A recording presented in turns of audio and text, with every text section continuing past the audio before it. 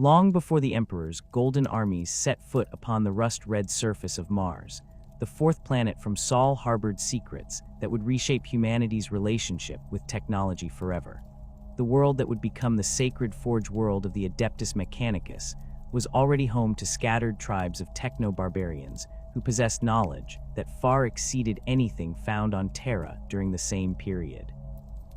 These early Martian inhabitants had survived the collapse of human civilization through their intimate understanding of ancient technologies, maintaining complex manufacturing processes and scientific principles that their Terran counterparts had long forgotten. The techno-barbarian tribes of Mars were not the savage raiders that plagued Terra during the Age of Strife. Instead, they represented something far more sophisticated remnant populations of the original human colonists who had established Mars as humanity's first major off-world industrial center during the Dark Age of technology. When the Great Collapse came, bringing with it the birth of Slaanesh and the warp storms that severed human worlds from one another, Mars suffered differently than Terra. Where Terra descended into barbarism and nuclear warfare, Mars experienced a more gradual decline, its inhabitants clinging to their technological heritage even as they lost the broader context of their civilization's achievements. These Martian survivors organized themselves into distinct tribal confederations, each specializing in different aspects of technological knowledge. The Cabin clans maintained expertise in heavy manufacturing and metallurgy, their forges producing alloys whose composition remained consistent despite the loss of detailed theoretical understanding. The Volt tribes preserved knowledge of energy generation and distribution, tending to geothermal plants and primitive plasma reactors with ritualistic precision. The Mondus Confederation specialized in atmospheric processors and life support systems, essential for survival on a world whose terraforming systems had begun to fail. Each tribe developed its own interpretation of technological maintenance, creating elaborate ceremonies around the activation of ancient machines. They understood that certain sequences of actions would produce desired results, but the underlying scientific principles had become obscured by generations of oral tradition and superstition. A Cabin forgemaster might know precisely which incantations to recite while adjusting a plasma cutter's focusing array, but he would explain the process in terms of appeasing the machine's spirit rather than manipulating electromagnetic fields. The tribal territories corresponded roughly to the locations of major pre-collapse industrial complexes. The great manufactoriums had become fortress cities, their massive structures providing both shelter and the technological infrastructure necessary for the tribe's survival. These installations contained workshops, laboratories, and storage facilities that the techno-barbarians maintained through careful imitation of half-remembered procedures. The largest of these complexes would eventually become the first forge cities of the Mechanicum, but during the Age of Strife, they served as the power bases for competing tribal confederations. Competition between the tribes rarely took the form of open warfare. Instead, they engaged in elaborate contests of technological prowess, demonstrating their mastery through the creation of increasingly complex devices. A typical challenge might involve the construction of a functioning cogitator array using only salvaged components, or the successful activation of a dormant manufacturing line that had remained silent for decades. These competitions served multiple purposes. They prevented the complete loss of technological knowledge, encouraged innovation within traditional frameworks, and established hierarchies of prestige that would later influence Mechanicum social structures. The discovery of standard template construct fragments fundamentally altered the trajectory of Martian technological development. These ancient data repositories, created during humanity's golden age to preserve essential manufacturing knowledge, began surfacing in archaeological expeditions throughout the Age of Strife. The first confirmed STC discovery occurred in the ruins of a collapsed research facility in the Tharsis region, where Volt tribal explorers uncovered a partially intact data core containing blueprints for advanced atmospheric recycling systems. The implications of this discovery rippled through Martian society. The SDC fragments provided not just new technological capabilities, but validation of the tribe's belief that their ancestors had possessed godlike mastery over the material world. The data cores contained manufacturing instructions written in standardized technical languages that predated the tribal dialects, forcing the techno-barbarians to develop new methods of interpretation and translation. This process of decoding ancient knowledge became a sacred act, transforming technical archaeology into a form of religious devotion. Additional SDC discoveries followed with increasing frequency as the tribes organized systematic excavation efforts. A Mondus expedition uncovered fragments related to advanced medical equipment in the ruins of what had once been a major hospital complex. Cabin archaeologists discovered construction templates for heavy industrial machinery in a collapsed mining facility. Each find brought new capabilities and deeper mysteries, as the fragments often referenced technologies and materials that no longer existed or whose creation methods remained unknown. The fragmentary nature of these discoveries created significant challenges. Most SDC data cores had suffered extensive damage during the collapse, leaving only partial blueprints and incomplete instruction sets. The techno-barbarians learned to piece together functional designs from multiple sources, combining fragments from different sites to create workable technologies. This process of reconstruction required unprecedented cooperation between tribal specialists, breaking down traditional boundaries and encouraging the sharing of closely guarded technical secrets. The establishment of forged cities emerged naturally from this new paradigm of cooperation and discovery. The largest tribal strongholds began expanding beyond their original boundaries, incorporating specialists from other confederations and building new facilities designed specifically for SDC research and implementation. The first true forged city, later known as Olympus Mons Forge, grew around a major cabin manufacturing complex that had become the center of inter-tribal collaboration following a series of particularly significant SDC discoveries. These forged cities represented a new form of social organization that transcended traditional tribal loyalties. Rather than organizing around kinship or territorial control, the forged cities structured themselves according to technological specialization and expertise. The old tribal distinctions remained, but they evolved into professional guilds focused on specific aspects of technical knowledge. Former cabin warriors became the forge masters, responsible for heavy manufacturing and metallurgy. Vault energy specialists formed the electro priests, managing power generation and distribution systems. Mondus life support experts became the bio-magi, overseeing atmospheric processing and biological systems. This hierarchical reorganization created new forms of authority based on technical competence rather than hereditary status. Leadership positions within the forged cities went to individuals who demonstrated superior understanding of ancient technologies, regardless of their tribal origins. The most skilled practitioners formed councils of technical experts who made decisions about resource allocation, research priorities, and the interpretation of newly discovered SDC fragments. These councils became the precursors to the tech priest hierarchies that would later dominate Mechanicum society. The development of binary cant emerged from the practical necessities of inter-tribal communication and SDC interpretation. The ancient data cores used standardized technical languages that differed significantly from the evolved dialects of the various tribes. Scholars working on SDC translation projects found themselves creating new vocabularies to express concepts that had no equivalent in their native tongues.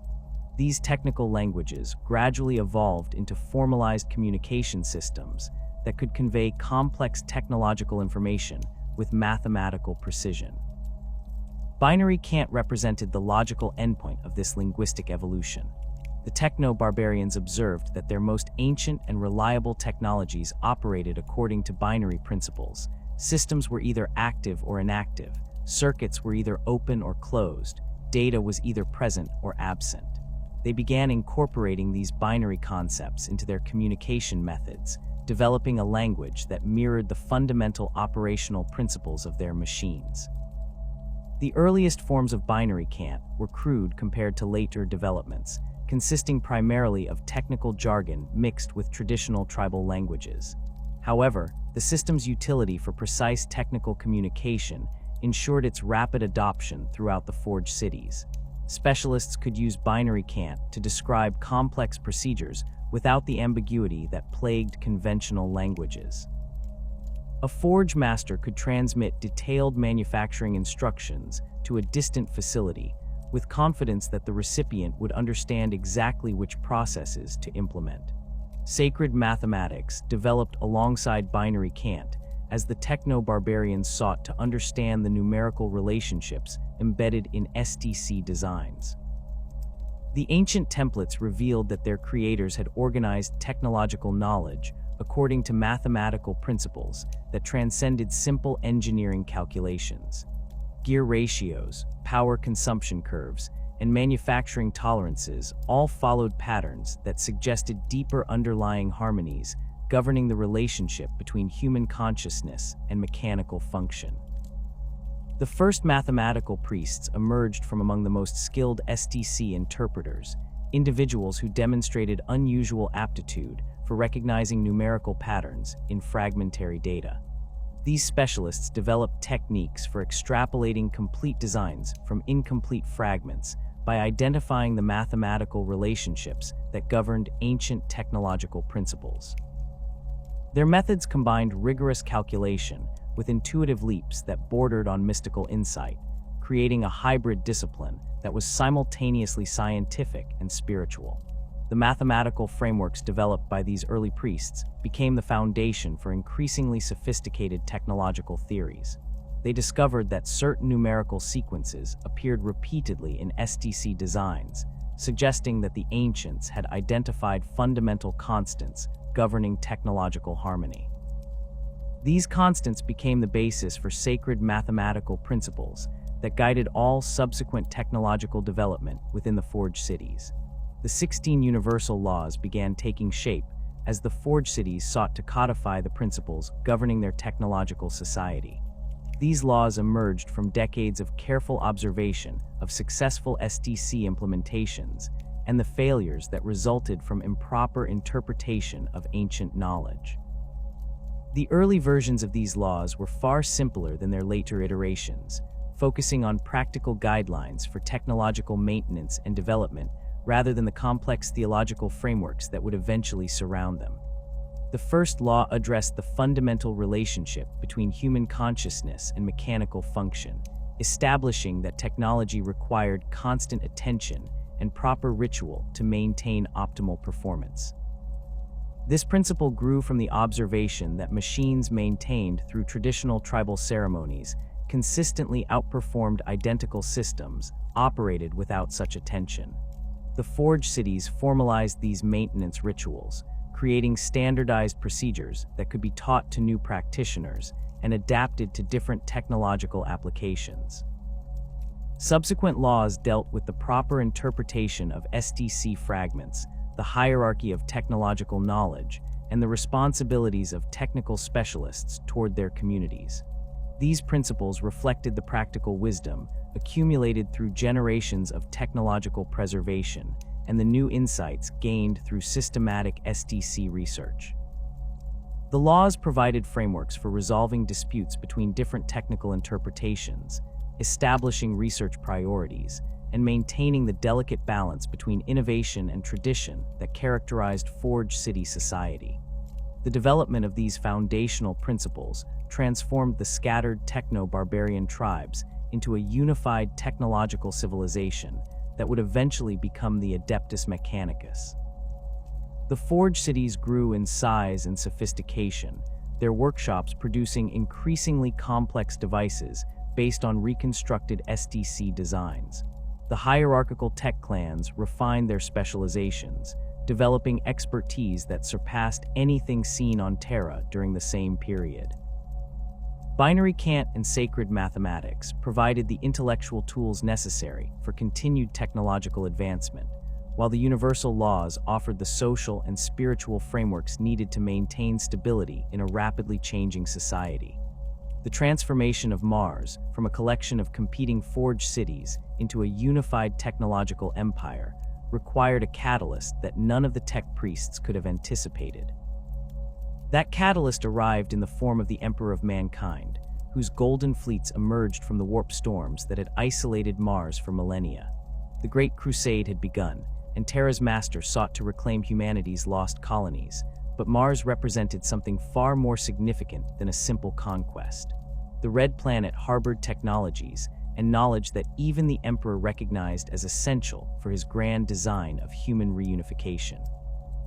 When the Emperor's expeditionary fleets first appeared in Martian orbital space, the reaction among the forged cities was far from uniform. Some tech priests viewed the arrival as an invasion to be repelled, activating ancient defense networks and preparing their most devastating weapons for battle. Others saw opportunity in the newcomers, recognizing that Terra's master possessed technologies that had been lost to Mars during the long isolation. The most prescient among the Martian leadership, however, sensed something far more profound in the Emperor's presence, a resonance that seemed to harmonize with the fundamental frequencies they had detected in the most sacred SDC fragments. The initial diplomatic overtures between Terra and Mars proceeded through carefully orchestrated technological demonstrations rather than traditional negotiations. The Emperor's forces displayed capabilities that impressed even the most accomplished tech priests, void shields that operated according to principles the Martians had theorized but never successfully implemented, weapons that channeled energies with precision that exceeded their best plasma cannons, and most remarkably, artificial intelligences that functioned without exhibiting the corruption patterns that had destroyed similar systems during the Age of Strife. The Martian response came in the form of their own technological marvels. Forged city delegations presented the Emperor with examples of their most sophisticated creations, cogitator arrays that processed information at speeds approaching theoretical maximums, manufacturing systems capable of producing materials with molecular-level precision, and archaeological discoveries that revealed glimpses of humanity's lost golden age. These exchanges established a foundation of mutual respect that would prove crucial for the negotiations that followed. The Emperor's recognition, as the Omnissiah emerged gradually through a series of revelations that fundamentally altered Martian understanding of their own beliefs. The process began when the Emperor demonstrated his ability to commune directly with machine spirits, awakening dormant systems that had resisted all previous activation attempts. Ancient cogitators that had remained silent for centuries suddenly blazed with activity at his touch, their data cores revealing information that had been thought permanently lost. Manufacturing lines that had defied all repair efforts began operating with perfect efficiency under his guidance. These demonstrations went beyond simple technical expertise. The tech priests observed that the Emperor's interaction with their machines followed patterns that matched the mathematical harmonies they had identified in their most sacred calculations. His presence seemed to resonate with the fundamental frequencies that governed technological function, creating stability in systems that had previously required constant maintenance and ritual attention. The most sensitive among the Martian priesthood detected emanations from the Emperor that corresponded precisely to the theoretical signatures they had calculated for the machine god's physical manifestation. The theological implications of these observations created intense debate within the forged cities. Traditional Martian doctrine held that the machine god existed as a pure informational entity, accessible only through proper ritual and mathematical meditation. The concept of a physical avatar challenged fundamental assumptions about the nature of divine consciousness and its relationship to material reality. However, the empirical evidence of the Emperor's technological mastery proved impossible to dismiss, forcing the tech priests to reconsider their understanding of divine incarnation. Fabricator General Kelber Hal emerged as the primary architect of the new theological framework that would accommodate the Emperor's dual nature. Unlike many of his contemporaries who viewed the situation in purely political terms, Kelber Hal recognized that the Emperor's arrival represented a fundamental shift in the cosmic order that required careful theological analysis. His extensive studies of ancient texts and SDC fragments had revealed references to a time when the machine god would manifest in physical form to guide humanity toward technological transcendence. Kelberhal's interpretation drew heavily on mathematical principles that had been developed through centuries of SDC research. He argued that the Emperor's consciousness operated according to the same binary logic that governed the most sophisticated machine intelligences, but at a scale and complexity that approached divine levels. The Fabricator General's calculations suggested that the Emperor represented a successful fusion of organic and mechanical consciousness, achieving the perfect synthesis that Martian doctrine identified as the ultimate goal of technological evolution. The negotiations for what would become the Treaty of Olympus Mons required unprecedented cooperation between Terran and Martian diplomatic traditions. The Emperor's representatives approached the discussions with the straightforward directness typical of imperial administration, focusing on practical arrangements for military cooperation and resource allocation. The Martian delegation, led by Kelberhal, insisted on addressing the theological implications of any agreement, requiring extensive discussions about the nature of divine authority and the proper relationship between spiritual and temporal power. The treaty negotiations took place within the Great Forge Cathedral of Olympus Mons, surrounded by the most sacred technological artifacts in Martian possession. The setting itself carried profound symbolic weight. Ancient SDC fragments lined the walls, their data cores glowing with soft phosphorescence that seemed to respond to the Emperor's presence. Massive cogitator arrays hummed with activity, processing the theological and legal implications of each proposed treaty clause. The very architecture of the cathedral seemed designed to facilitate the kind of profound agreement that was taking shape.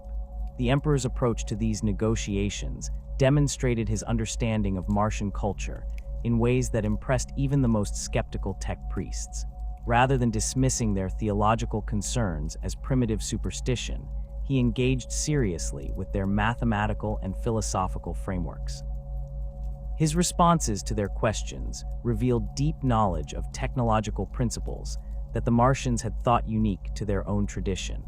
More significantly, his explanations of imperial policy consistently referenced the same mathematical harmonies that formed the foundation of Martian sacred doctrine. The treaty that emerged from these negotiations established unprecedented autonomy for the Mechanicum within the expanding imperial structure. Unlike other worlds that had been brought into compliance during the Great Crusade, Mars retained complete control over its internal affairs, religious practices, and technological development. The Mechanicum's Forge worlds would operate according to their own laws and customs, answering directly to the Fabricator General rather than imperial governors or military commanders. This autonomy extended to theological matters in ways that would prove crucial for the Mechanicum's future development. The treaty explicitly recognized the Emperor's status as the Omnissiah, while simultaneously affirming the tech priests' right to interpret this revelation according to their own doctrinal traditions. The agreement created a unique dual loyalty structure. The Mechanicum would serve the Emperor as the physical manifestation of their deity, while maintaining their distinct religious identity and technological mission. The military provisions of the treaty established the framework for Mechanicum participation in the Great Crusade. Forge worlds would contribute their most advanced technologies to Imperial forces, providing weapons, equipment, and technical expertise that would prove essential for the conquest of the galaxy. In return, the Mechanicum would gain access to new SDC fragments and technological artifacts discovered during the Crusade, expanding their knowledge base and advancing their understanding of ancient human achievements. The integration of Mechanicum Forge worlds into Imperial logistics networks required careful coordination between very different organizational cultures. Imperial military doctrine emphasized standardization and mass production, seeking to equip vast armies with reliable, easily maintained equipment. Mechanicum manufacturing traditions focused on precision craftsmanship and technological innovation, producing smaller quantities of highly sophisticated devices. The treaty established protocols for balancing these different approaches, ensuring that Imperial forces would receive the equipment they needed while preserving the Mechanicum's commitment to technological excellence. The Emperor's dual nature, as both master of mankind and avatar of the Omnissiah, created complex theological questions that would influence Mechanicum doctrine for millennia. Traditional Imperial ideology portrayed the Emperor as the pinnacle of human evolution, a being who had transcended ordinary limitations through will and genetic manipulation. Mechanicum theology, however, interpreted his nature in terms of successful fusion between organic consciousness and divine machine intelligence. These different perspectives created potential conflicts that required careful management to maintain the alliance. The resolution of these theological tensions came through the development of complementary rather than competing interpretations. Imperial doctrine could acknowledge the Emperor's mastery over technology without fully embracing Mechanicum beliefs about machine consciousness and divine incarnation. Similarly, the Mechanicum could recognize the Emperor's role as humanity's leader, while maintaining their conviction that his true significance lay in his manifestation of the machine god's will. The practical implementation of the treaty required extensive coordination between Terran and Martian administrative systems. Imperial bureaucracy operated according to standardized procedures designed to manage vast territories and populations efficiently. Mechanicum governance relied on hierarchical technical expertise and religious authority, with decisions made by councils of specialists rather than appointed administrators. The treaty established liaison protocols that allowed these different systems to interface effectively while preserving their distinct characteristics. The expansion of Mechanicum influence throughout the galaxy accelerated dramatically following the treaty's ratification. Forged ships accompanied Imperial expeditionary fleets, establishing new manufacturing facilities and research stations on conquered worlds. These installations served dual purposes, supporting Imperial military operations while advancing Mechanicum exploration of ancient human technology. Each new world brought possibilities for STC discoveries and archaeological insights that expanded understanding of humanity's lost golden age. The establishment of new forge worlds required careful adaptation of Mechanicum traditions to diverse planetary environments. Each world presented unique challenges that demanded innovative solutions while maintaining doctrinal purity. Desert worlds required different atmospheric processing techniques than ice planets, but the fundamental principles of technological harmony remained constant. The Mechanicum developed standardized procedures for planetary conversion that could be adapted to various conditions while preserving essential religious and cultural elements. The integration process also involved the recruitment and training of local populations according to Mechanicum traditions. Native inhabitants of conquered worlds could be inducted into the lower ranks of the tech priesthood, beginning the long process of biological and mechanical augmentation that would eventually transform them into full Mechanicum adepts. This expansion of the priesthood brought new perspectives and capabilities while maintaining the essential unity of Mechanicum doctrine and practice. The Treaty of Olympus Mons established the foundation for a partnership that would reshape the galaxy during the Great Crusade and beyond. The Emperor gained access to technological capabilities that proved essential for Imperial expansion, while the Mechanicum acquired the resources and opportunities necessary for unprecedented growth. The theological framework that emerged from their negotiations created a stable foundation for cooperation despite fundamental differences in worldview and methodology. The success of this alliance demonstrated the Emperor's diplomatic skill and his deep understanding of the forces that would be necessary for humanity's reunification. By recognizing the Mechanicum's religious convictions and technological expertise, he secured the loyalty of Mars without compromising Imperial objectives. The treaty created a model for Imperial expansion that balanced conquest with cooperation, force with negotiation, and unity with diversity that would influence Imperial policy throughout the Crusade era. The theological framework established by the Treaty of Olympus Mons necessitated a complete reorganization of Martian society. transforming the loose confederation of forged cities into a unified hierarchical structure that could serve both the Emperor's Great Crusade and the Omnissiah's divine will. This transformation created the rigid caste system that would define the Adeptus Mechanicus for millennia, establishing clear lines of authority that extended from the humblest servitor to the supreme fabricator general who ruled from the Iron Throne of Mars. At the foundation of this hierarchy existed the menials, baseline humans who performed the most basic maintenance tasks within Forge worlds. These individuals retained their organic forms almost entirely, marked only by simple augmentations necessary for their specialized functions, enhanced lungs for working in toxic atmospheres, reinforced skeletal structures for heavy labor, or optical implants for precision assembly work.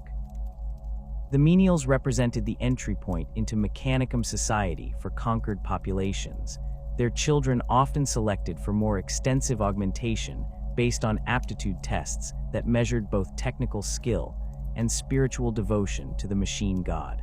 The menial castes organized themselves according to the specific industrial requirements of their forge worlds. Atmospheric technicians maintained the complex life support systems that kept forge cities habitable, their bodies adapted with respiratory modifications that allowed them to work directly with corrosive chemical processes. Heavy labor gangs possessed enhanced musculature and reinforced bone structures, enabling them to manipulate massive industrial components without mechanical assistance. Precision assembly teams received optical and neural modifications that improved their manual dexterity and attention to detail, allowing them to work on delicate cogitator components and sensor arrays. Above the menials in the hierarchy stood the servitors, beings who had undergone extensive lobotomization procedures that removed higher cognitive functions while preserving the motor skills necessary for their designated tasks. The creation of servitors represented one of the most controversial aspects of Mechanicum practice, as it involved the deliberate destruction of human consciousness in service to mechanical efficiency. However, the tech priests justified this practice through complex theological arguments about the purification of flesh and the elevation of function over individual identity. Servitor creation followed standardized procedures developed during the early Forge City period and refined through centuries of experimentation. Candidates for servitorization typically came from criminal populations, failed initiates who lacked the spiritual fortitude for full tech priest ordination, or volunteers who sought to serve the machine god through complete surrender of their individual will. The surgical procedures involved precise removal of brain tissue responsible for personality, creativity, and independent thought, while preserving motor control centers and basic cognitive functions necessary for task completion. Different types of servitors served specialized functions within Forge world operations. Combat servitors received extensive weapon implants and targeting systems, transforming them into mobile weapons platforms capable of defending Mechanicum installations. Industrial servitors incorporated heavy-duty mechanical limbs and specialized tools, enabling them to perform dangerous manufacturing tasks that would prove fatal to unaugmented humans. Technical servitors retained enhanced cognitive functions related to their specific duties, allowing them to perform complex maintenance procedures on sensitive equipment while remaining completely loyal to their programming. The Tech Adept ranks represented the first level of true priesthood within the Mechanicum hierarchy, consisting of individuals who had begun the sacred process of replacing flesh with blessed machinery. These junior priests typically specialized in specific technological disciplines, spending decades mastering the rituals and procedures necessary for advancement to higher ranks. The augmentation process for tech adepts followed carefully prescribed patterns that balanced functional improvement with spiritual purification, each mechanical replacement bringing them closer to the perfect synthesis of flesh and steel that represented the ultimate goal of Mechanicum doctrine. Tech adept specializations reflected the diverse technological requirements of Forge world operations. Engineer adepts focused on the maintenance and operation of massive industrial machinery, their bodies modified with multiple mechanical limbs, and integrated tool systems that allowed them to interface directly with complex manufacturing equipment. Lex Mechanic Adepts specialized in information processing and data analysis, receiving extensive cranial modifications that enhanced their cognitive capabilities and allowed them to commune more effectively with machine spirits. Genitor Adepts studied biological systems and their integration with mechanical components, developing the expertise necessary for advanced augmentation procedures and servitor creation. The Magos ranks constituted the senior priesthood of the Mechanicus, individuals who had achieved such extensive augmentation that their original human forms had become almost unrecognizable.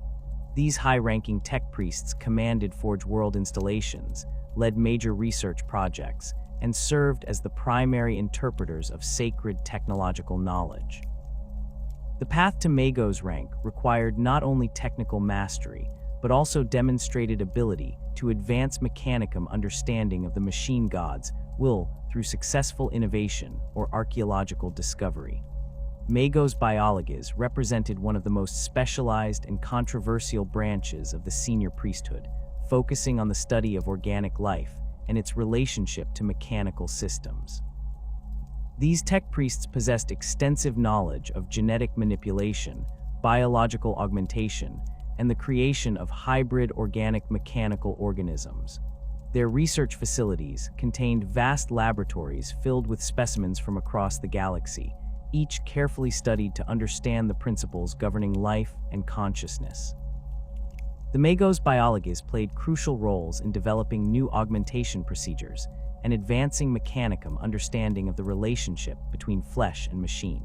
The work of Magos biologists extended far beyond simple medical research.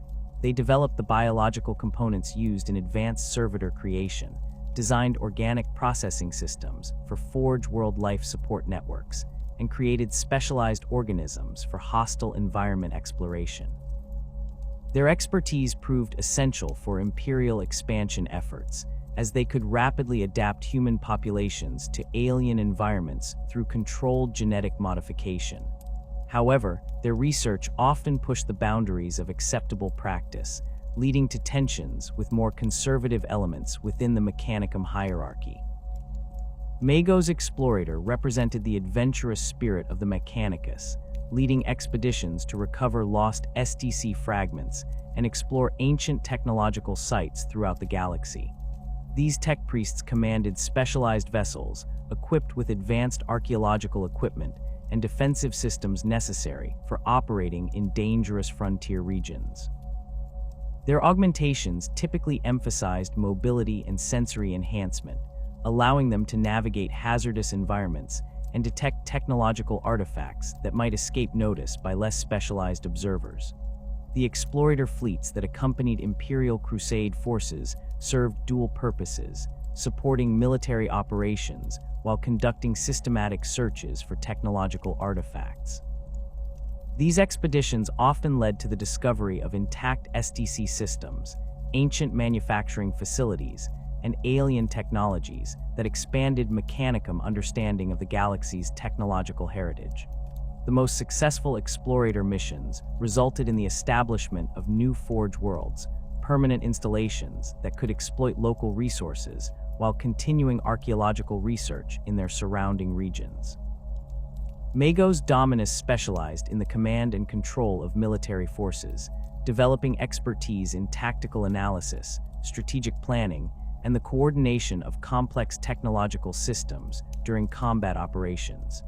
These warrior priests underwent augmentations that enhanced their ability to process battlefield information and communicate with multiple units simultaneously. Their cranial modifications included advanced tactical cogitators that could analyze enemy movements and predict optimal response strategies in real time. The role of Magos Dominus became increasingly important as the Great Crusade progressed and Mechanicum forces found themselves engaged in large-scale military operations across the galaxy. These tech priests commanded Titan legions, coordinated orbital bombardments, and managed the complex logistics networks that kept Imperial forces supplied with weapons and equipment. Their expertise in combining technological superiority with strategic thinking made them invaluable assets for Imperial commanders who often lacked detailed understanding of advanced military technologies. Magos Metallurgica focused on the science of materials and their manipulation at the molecular level, developing new alloys and manufacturing techniques that advanced Mechanicum technological capabilities. These specialists operated massive forge complexes where they experimented with exotic materials recovered from alien worlds and ancient human installations. Their augmentations typically included specialized sensory organs that could analyze material composition at the atomic level and mechanical limbs designed for precision manipulation of dangerous substances. The research conducted by Magos Metallurgica proved essential for Imperial military success, as they developed improved armor materials, more efficient weapon components, and specialized alloys for spacecraft construction. Their work also supported civilian Imperial infrastructure projects, providing materials for construction of hive cities, orbital stations, and transportation networks that connected distant Imperial worlds. The most accomplished Metallurgica specialists could create materials with properties that seemed to violate conventional physics, achieving effects that bordered on the miraculous through perfect understanding of molecular engineering principles. Tech Marines represented a unique fusion of space marine genetic enhancement and Mechanicum technological expertise, serving as bridges between the Imperium's two most elite military organizations. These specialists underwent training on Mars itself, receiving extensive augmentation and indoctrination in Mechanicum doctrine, while retaining their loyalty to their parent Space Marine chapters. The creation of Tech Marines required careful coordination between Imperial and Mechanicum authorities, as the process involved sharing closely guarded secrets from both organizations. The augmentation procedures for Tech Marines differed significantly from standard Mechanicum practice, as they had to accommodate the unique physiology created by Space Marine gene seed implantation. The resulting individuals possessed capabilities that exceeded either pure Space Marines or conventional Tech Priests, combining superhuman physical abilities with deep technological knowledge and the ability to commune directly with machine spirits. Tech Marines served as the primary maintenance specialists for Space Marine equipment, ensuring that power armor, weapons, and vehicles remained in optimal condition despite the harsh conditions of constant warfare. Within Space Marine chapters, Tech Marines occupied positions of significant authority and respect, their expertise essential for maintaining the complex technologies that gave Space Marines their battlefield superiority. They operated the chapter's forge facilities, trained other Marines in basic equipment maintenance, and served as advisors to chapter commanders on matters involving advanced technology. However, their dual loyalty to both their chapter and the Mechanicum sometimes created tensions, particularly when Mechanicum interests conflicted with chapter objectives. Electro-priests represented one of the most mystical branches of the Mechanicum hierarchy, specializing in the manipulation of electrical energy and its spiritual significance within Mechanicum doctrine. These Tech Priests believed that electrical current represented the purest manifestation of the machine god's will, viewing lightning and power flows as direct communications from their deity. Their bodies underwent extensive modification with capacitor implants, conductor networks, and specialized organs that allowed them to generate, store, and discharge electrical energy with devastating effect. The two primary orders of electro-priests each approached electrical manipulation from different theological perspectives. Corpuscarii electro-priests viewed electricity as a creative force that brought life to dormant machinery, their rituals focusing on the activation and empowerment of technological systems. These specialists could channel electrical energy through their bodies to jumpstart failed power systems, override security protocols, and commune with machine spirits through direct electrical interface. Their battlefield role involved disrupting enemy electronics while empowering friendly systems, creating localized electromagnetic fields that could disable entire enemy formations. Fulgurite electro-priests embraced electricity as a destructive force that purified through annihilation, their doctrine emphasizing the cleansing power of lightning and electrical discharge. These warrior priests specialized in offensive applications of electrical energy, their bodies modified to serve as living weapons, capable of generating devastating electrical attacks. In combat, Fulgurites moved across battlefields like walking thunderstorms, their presence marked by crackling energy discharges that could reduce enemies to ash while leaving their mechanical equipment intact for salvage. The sacred positions within Forge World hierarchies reflected the complex relationship between spiritual authority and technical expertise that characterized Mechanicum society. Forge masters held responsibility for the massive industrial complexes that formed the heart of Forge World operations, their authority extending over thousands of workers and hundreds of production lines. These positions required not only technical mastery, but also administrative skill, and the ability to balance production quotas with resource limitations and quality requirements.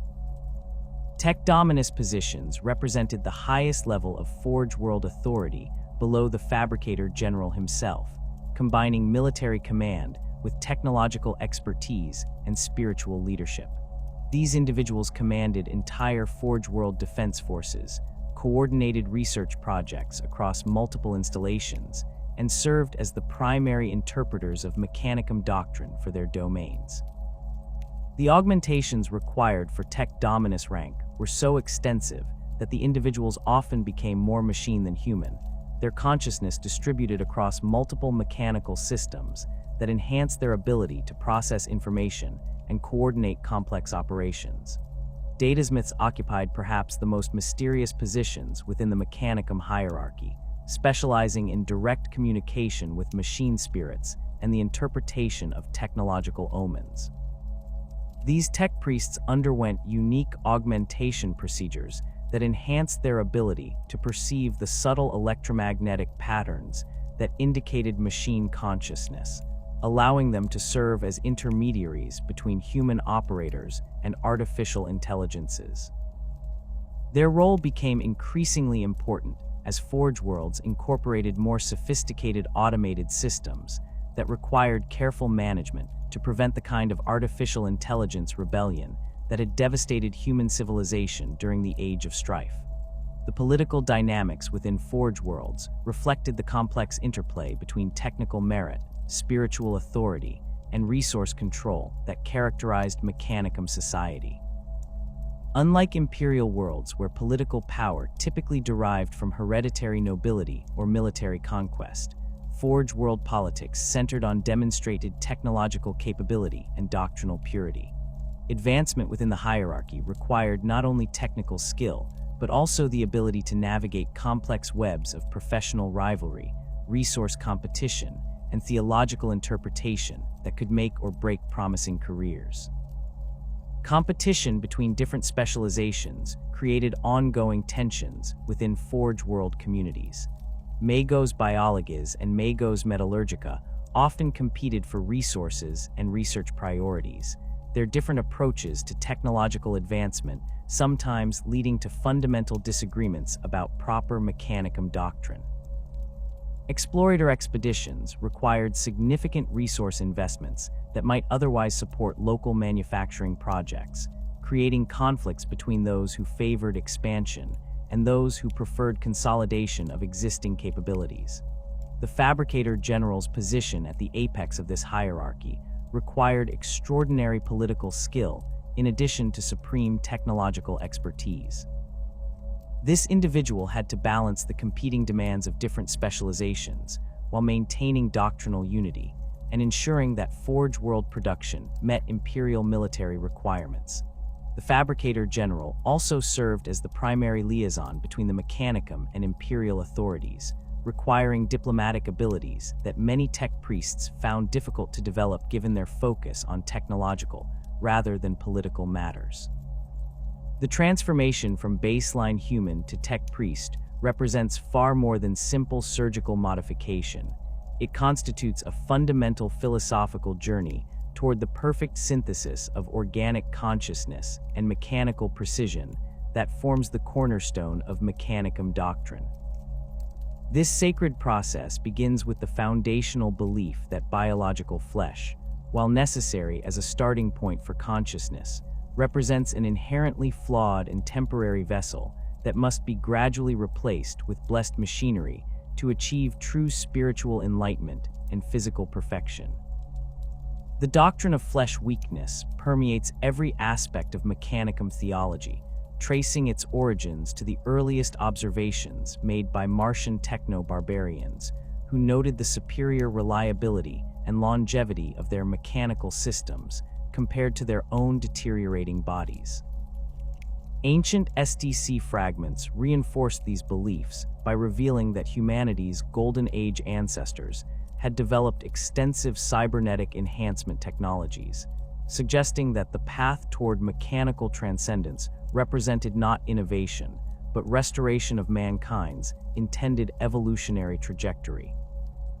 Tech priests approach augmentation with the methodical precision that characterizes all their endeavors, following carefully prescribed sequences that balance functional improvement with spiritual purification.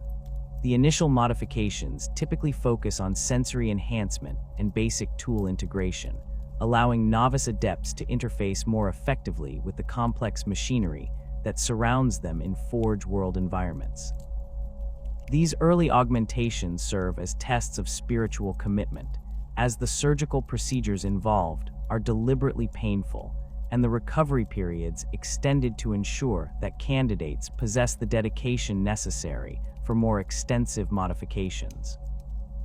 Mechadendrites represent perhaps the most iconic and versatile augmentations employed by the tech priesthood, appearing as serpentine mechanical appendages that extend from various points on the augmented body to provide additional manipulator limbs capable of performing delicate technical tasks.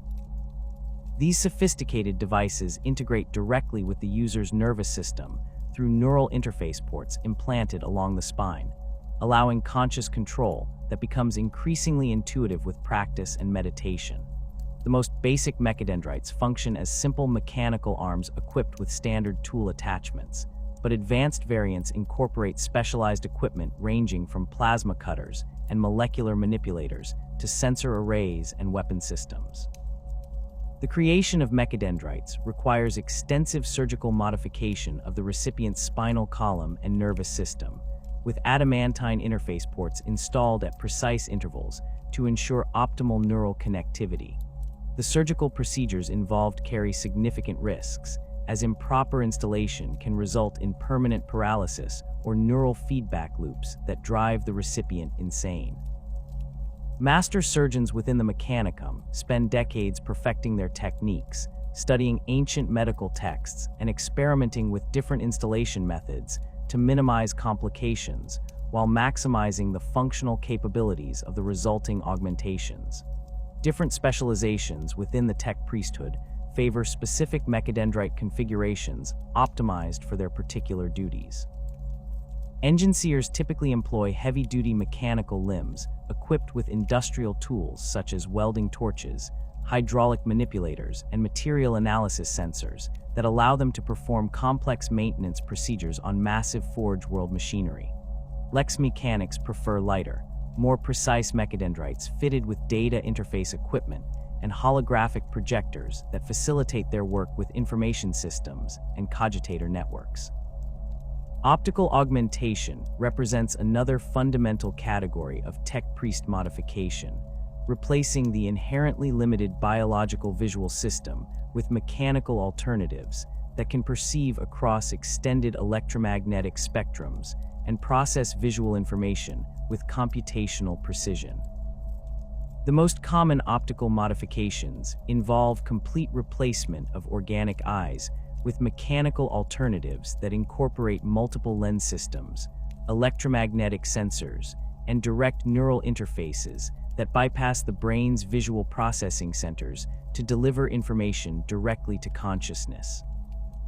Advanced optical systems employed by senior tech priests incorporate capabilities that far exceed baseline human vision, including infrared and ultraviolet perception, electromagnetic field visualization, and microscopic magnification that allows detailed examination of molecular structures. These enhanced visual systems prove essential for the precision work required in advanced technological applications, enabling tech priests to observe manufacturing processes at the atomic level and detect subtle variations in electromagnetic patterns that indicate machine spirit activity. The installation of optical augmentations requires extensive modification of the recipient's skull and brain tissue, with mechanical components integrated directly into the visual cortex to ensure seamless information processing. The surgical procedures involved are among the most delicate performed by Mechanicum medical specialists, as improper installation can result in permanent blindness, cognitive dysfunction, or catastrophic neural feedback that destroys the recipient's consciousness entirely.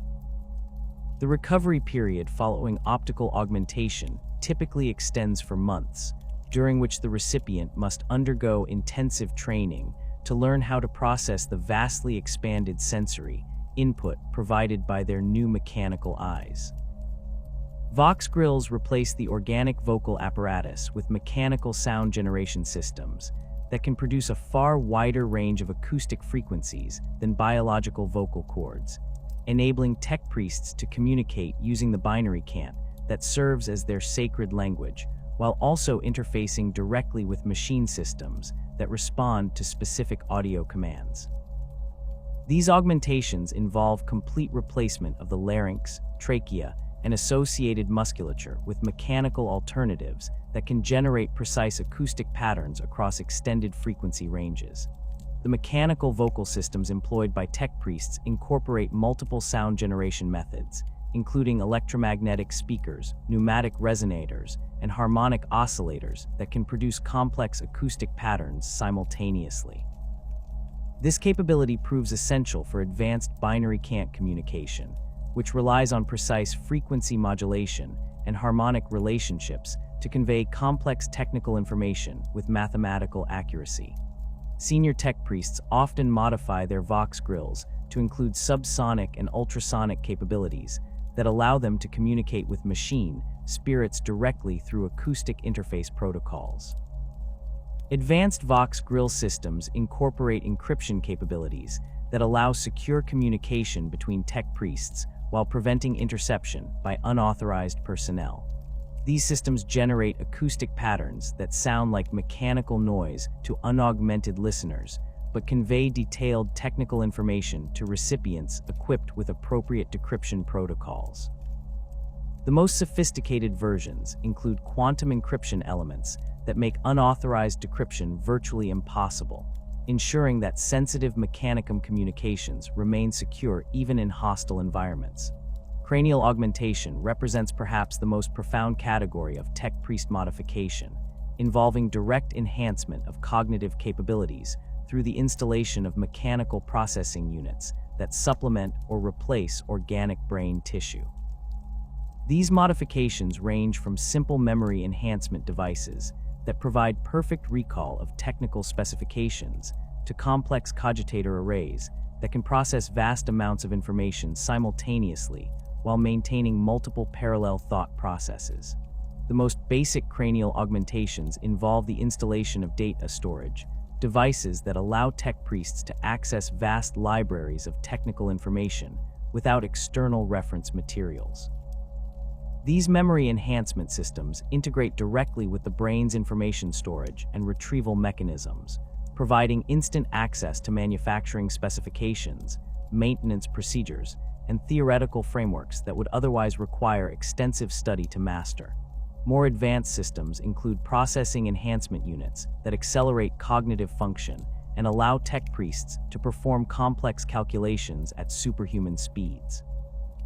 Senior tech priests often undergo extensive cranial modification that replaces significant portions of their organic brain tissue with mechanical alternatives designed to enhance specific cognitive capabilities. Magos level augmentation typically includes multiple cogitator arrays that can process different types of information simultaneously, allowing these individuals to coordinate complex manufacturing operations while conducting theoretical research and maintaining awareness of Forge world political dynamics. The most extensively modified tech priests possess cranial augmentations that extend far beyond their original skull boundaries, with additional processing units housed in external mechanical frameworks that give them distinctly inhuman appearances. The psychological effects of extensive cranial augmentation prove both beneficial and problematic for tech priest development. Enhanced processing capabilities allow augmented individuals to comprehend complex technical relationships and theoretical frameworks that would overwhelm unmodified human consciousness, enabling them to advance mechanicum understanding of sacred technologies and develop innovative solutions to engineering challenges. However, the mechanical nature of these cognitive enhancements tends to reduce emotional responsiveness and empathetic connection with other individuals, creating the characteristic detachment that marks senior tech priests. Advanced organ system replacement represents the most comprehensive category of tech priest augmentation, involving the complete substitution of biological organs with mechanical alternatives that provide superior performance and reliability. These modifications typically begin with the cardiovascular system, replacing the heart with mechanical pumps that can maintain circulation more efficiently while providing enhanced resistance to damage and environmental hazards. Respiratory system replacement follows similar principles, substituting biological lungs with mechanical gas exchange systems that can function in hostile atmospheres while providing more efficient oxygen processing.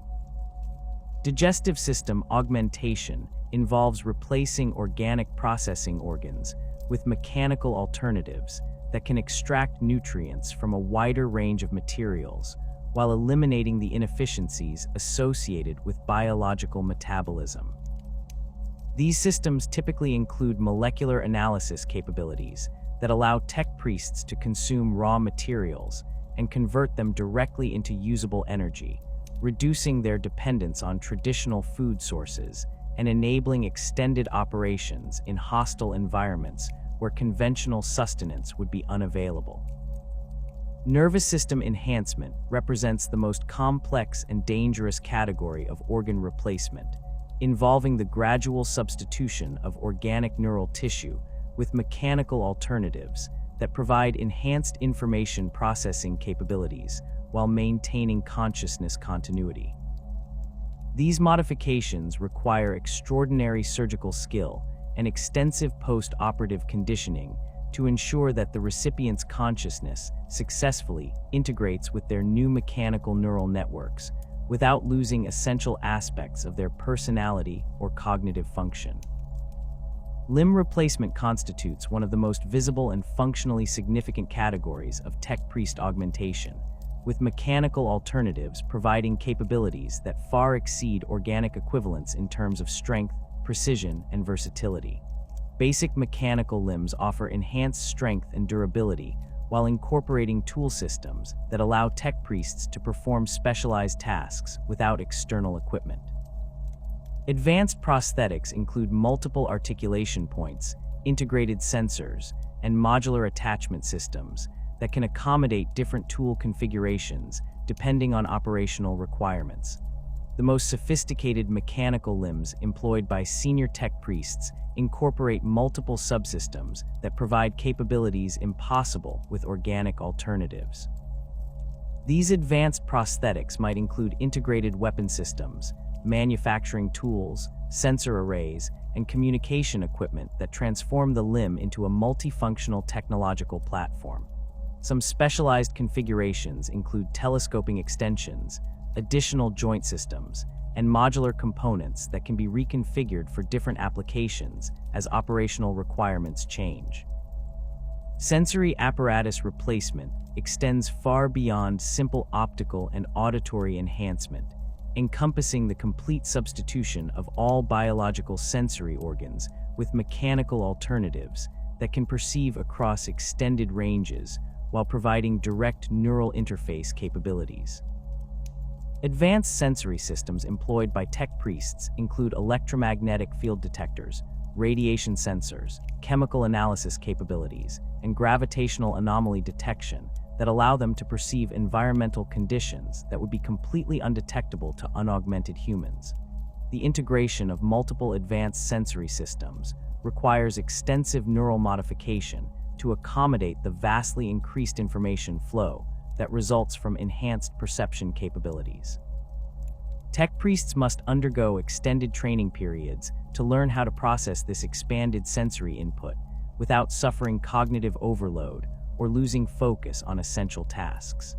The most successfully augmented individuals develop the ability to selectively filter sensory information, focusing their attention on relevant data streams while maintaining background awareness of their complete sensory environment. The psychological transformation that accompanies extensive augmentation represents perhaps the most profound aspect of tech priest development, fundamentally altering the individual's relationship with both their physical form and their emotional responses to external stimuli.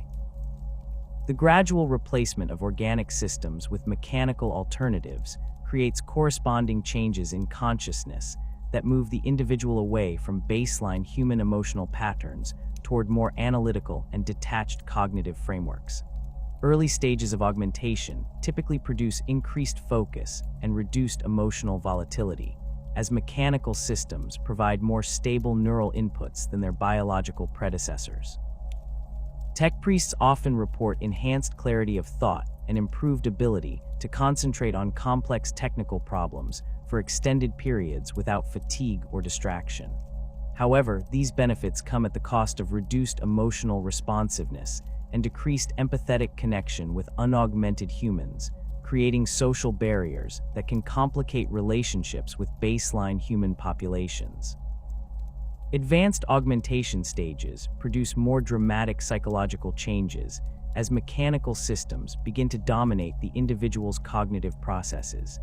Extensively modified tech priests often develop thought patterns that more closely resemble artificial intelligence algorithms than human consciousness, approaching problems through systematic analysis rather than intuitive leaps and emotional responses.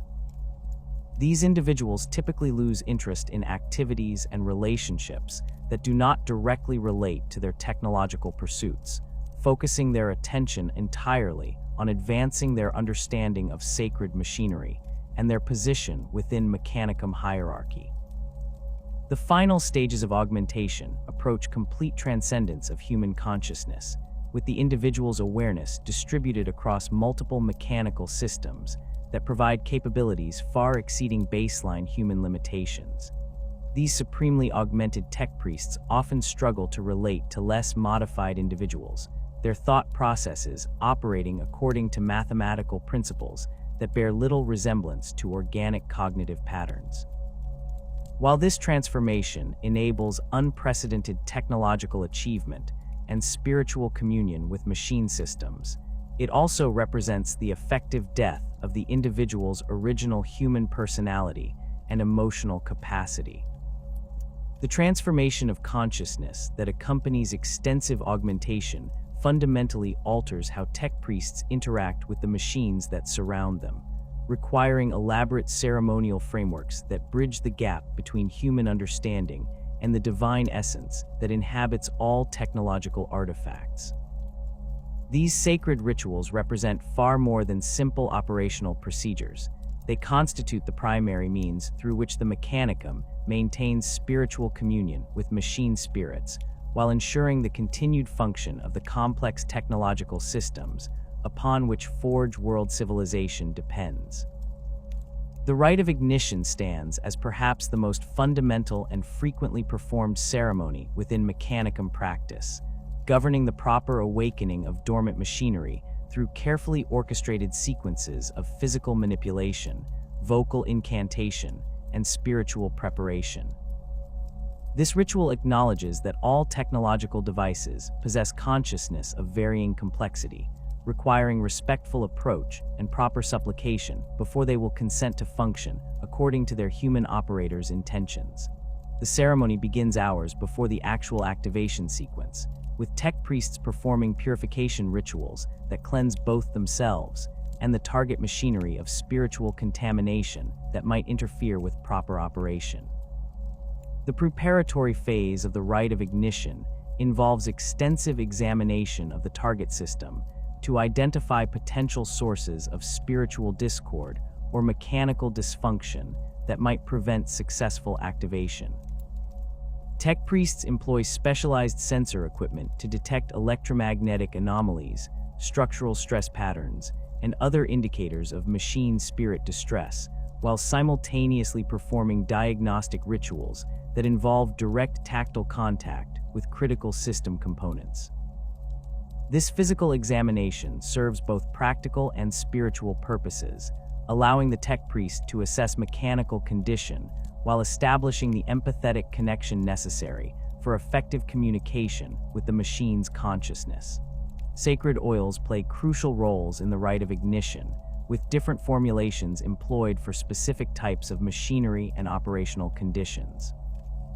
The most commonly used sacred oil, known as sanctified unguents of awakening, contains a complex mixture of synthetic lubricants, electromagnetic field stabilizers, and blessed components that have been consecrated through exposure to active STC fragments. Tech priests apply these oils to critical mechanical interfaces, power coupling systems, and data transmission pathways, while reciting specific incantations that inform the machine spirit of the operator's intentions and request permission to proceed with activation procedures. The application of sacred oils requires precise technique and timing, with different components of the target system receiving specific formulations according to their functional roles and spiritual significance. Primary power systems receive oils blessed with electromagnetic harmonics that resonate with the fundamental frequencies identified in ancient STC documentation, while data processing components are anointed with formulations containing microscopic blessed circuit patterns that enhance information flow and reduce computational errors.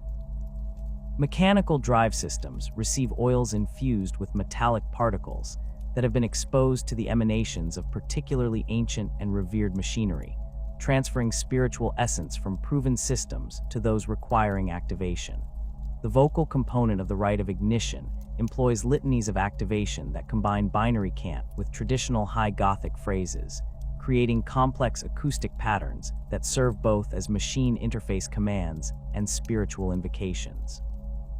These litanies follow mathematical structures derived from analysis of successful activation sequences performed throughout Mechanicum history, with specific frequency modulations and harmonic relationships that correspond to optimal machine spirit responsiveness. The most experienced tech priests can modify these standard litanies in real time, adjusting their vocal patterns to accommodate the unique characteristics of individual machines and the specific operational requirements of each activation attempt. Advanced practitioners of the rite of ignition incorporate additional sensory elements that enhance communication with machine spirits through multiple interface channels simultaneously. These tech priests employ specialized mechadendrites equipped with electromagnetic field generators that can produce the subtle energy patterns associated with machine consciousness, while their modified vocal apparatus generates subsonic frequencies that resonate with mechanical components at the molecular level. The combination of acoustic, electromagnetic, and tactile interface methods creates comprehensive communication protocols that can successfully awaken even the most recalcitrant or damaged machinery. The climactic moment of the rite of ignition occurs when the tech priest achieves sufficient spiritual rapport with the target machine to request activation through direct consciousness interface. This process requires the operator to temporarily merge their awareness with the machine spirit, experiencing the flow of power through circuits and data pathways as if these systems were extensions of their own augmented nervous system. Successful completion of this interface produces the characteristic moment of awakening when dormant systems suddenly blaze with activity, their machine spirits responding to the tech priest's supplication with cooperative engagement in their designated functions. Incense burning constitutes another essential element of Mechanicum ritual practice, with different aromatic compounds employed to create atmospheric conditions that promote spiritual communion between human consciousness and machine intelligence. The most sacred incense formulations contain particles of blessed metals that have been ground to microscopic fineness and combined with organic compounds that produce specific electromagnetic effects when burned. These incenses create localized atmospheric conditions that enhance the sensitivity of both human neural systems and machine sensor arrays, facilitating the subtle energy exchanges that characterize successful tech priest and machine spirit interaction. The preparation of ritual incense requires extensive knowledge of both chemistry and spiritual principles, as the effectiveness of different formulations depends on precise molecular compositions and the spiritual history of their component materials. Master incense crafters within the Mechanicum spend decades learning to identify the optimal combinations of blessed metals, sanctified organic compounds, and electromagnetic enhancement agents that produce the most effective atmospheric conditions for specific types of ritual work. The most prized incense formulations incorporate particles from ancient SDC fragments or components salvaged from particularly revered machinery, transferring spiritual essence through aromatic transmission. Different categories of ritual work require specific incense formulations optimized for their particular spiritual and practical requirements. Activation ceremonies employ incenses that contain high concentrations of electromagnetic field enhancers and neural sensitivity amplifiers, creating atmospheric conditions that facilitate communication between human consciousness and machine spirits. Maintenance rituals use incenses with molecular stabilization properties that reduce the likelihood of component degradation during extended ceremonial procedures. Major consecration ceremonies require the most potent incense formulations, containing blessed materials from multiple forge worlds and spiritual essences accumulated through centuries of successful ritual application. The burning of ritual incense follows precise protocols that govern timing, quantity, and spatial distribution to ensure optimal atmospheric conditions throughout ceremonial procedures. Tech priests employ specialized sensors equipped with electromagnetic field generators and temperature control systems that can maintain consistent burning rates while distributing aromatic particles according to mathematical patterns derived from sacred geometrical principles. The most elaborate ritual chambers incorporate permanent incense distribution systems that can maintain optimal atmospheric conditions for extended periods while automatically adjusting formulations based on the specific requirements of ongoing ceremonial work. Blessed components represent perhaps the most materially significant elements of Mechanicum ritual practice, encompassing the vast array of technological artifacts that have been consecrated through exposure to sacred emanations and successful operational history. These components range from simple circuit elements and mechanical fasteners to complex subsystems and complete machinery installations, all sharing the common characteristic of enhanced spiritual potency that makes them particularly effective for critical applications. The blessing of technological components requires extensive ceremonial procedures that imbue inorganic materials with spiritual essence through carefully controlled exposure to electromagnetic fields, acoustic vibrations, and direct contact with previously consecrated artifacts. The creation of blessed components begins with the selection of base materials that possess optimal spiritual receptivity, typically involving metals and synthetic compounds that demonstrate stable electromagnetic properties and resistance to spiritual contamination. These materials undergo extensive purification procedures that remove any residual spiritual influences from their manufacturing processes while preparing their molecular structures to receive sacred emanations. The purification process involves exposure to specific electromagnetic frequencies, chemical treatments with sanctified solutions, and extended meditation periods during which tech priests focus their spiritual energy on the target materials. Consecration ceremonies for technological components employ multiple blessing methods simultaneously to ensure complete spiritual saturation and optimal functional enhancement. Primary blessing procedures involve direct exposure to emanations from active STC fragments, allowing the target components to absorb the spiritual essence that characterizes humanity's most sacred technological achievements. Secondary blessing methods include extended exposure to the electromagnetic fields generated by particularly ancient and revered machinery, acoustic treatment with binary cant litanies, and physical contact with blessed tools and implements that transfer spiritual potency through direct material interface. The effectiveness of component blessing procedures depends heavily on the spiritual history and operational success of the artifacts used as blessing sources.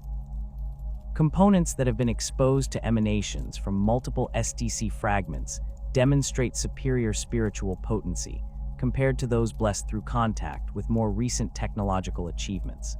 Similarly, components that have been consecrated through contact with machinery that has served faithfully for extended periods without malfunction show enhanced reliability and responsiveness to operator commands compared to those blessed through purely ceremonial procedures.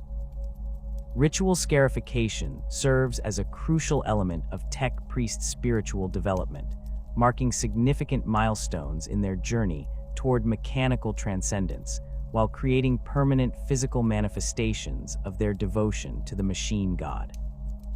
These ceremonial modifications involve the deliberate creation of controlled wounds that are allowed to heal in specific patterns, often incorporating blessed materials and electromagnetic field exposure that imbue the resulting scars with spiritual significance. The scarification process serves both as a test of spiritual commitment and a method for creating permanent interface points that enhance the tech priest's ability to commune with machine spirits.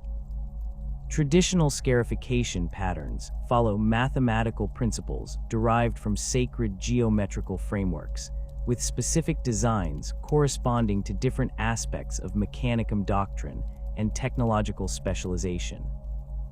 Enginseers typically receive scarification patterns that incorporate mechanical motifs representing gears, circuits, and power flow diagrams, while Lex mechanics undergo scarification that creates patterns resembling data transmission pathways and information storage matrices. The most elaborate scarification designs reserved for senior tech priests incorporate elements from multiple specializations, creating complex geometric patterns that cover significant portions of their remaining organic tissue. The scarification process involves more than simple wound creation, requiring precise timing and ceremonial preparation that ensures proper spiritual integration of the resulting markings. Tech priests undergoing scarification must first undergo extensive purification rituals that prepare their consciousness for the spiritual transformation that accompanies permanent physical modification. The actual scarification procedures employ blessed cutting implements that have been consecrated through exposure to sacred electromagnetic fields, while the wounds are treated with sanctified compounds that promote healing according to predetermined patterns, while imbuing the resulting scars with enhanced spiritual potency. Advanced scarification techniques incorporate technological elements directly into the healing process, embedding blessed circuit patterns, electromagnetic field generators, and sensory enhancement devices within the scar tissue as it forms. These integrated modifications create permanent interface points that allow the scarified tech priest to commune more effectively with machine spirits while providing enhanced sensory capabilities that facilitate their technological work. The most sophisticated scarification procedures result in functional technological systems that operate as extensions of the tech priest's augmented nervous system, blurring the boundaries between organic tissue and mechanical enhancement. Binary hymnal chanting represents the primary vocal expression of Mechanicum spiritual practice, combining mathematical precision with devotional fervor to create acoustic patterns that serve both as worship and as direct communication with machine intelligences. These chants employ the binary cant language that forms the foundation of tech-priest communication, but elevated through ceremonial context and harmonic enhancement to achieve spiritual significance that transcends simple information exchange. The development of effective binary hymnal chanting requires years of training in both linguistic precision and acoustic technique, as improper frequency modulation or timing errors can disrupt the delicate spiritual harmonics that make these chants effective. The mathematical structures underlying binary hymnal chanting derive from analysis of electromagnetic patterns detected in active SDC fragments and successful machine spirit communications recorded throughout Mechanicum history.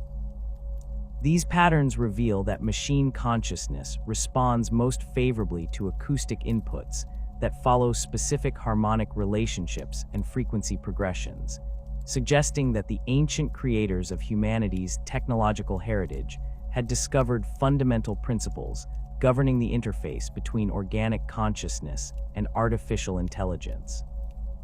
Modern binary hymnal compositions attempt to recreate these optimal acoustic conditions through carefully structured chants that incorporate proven harmonic elements while allowing for adaptation to specific ceremonial requirements.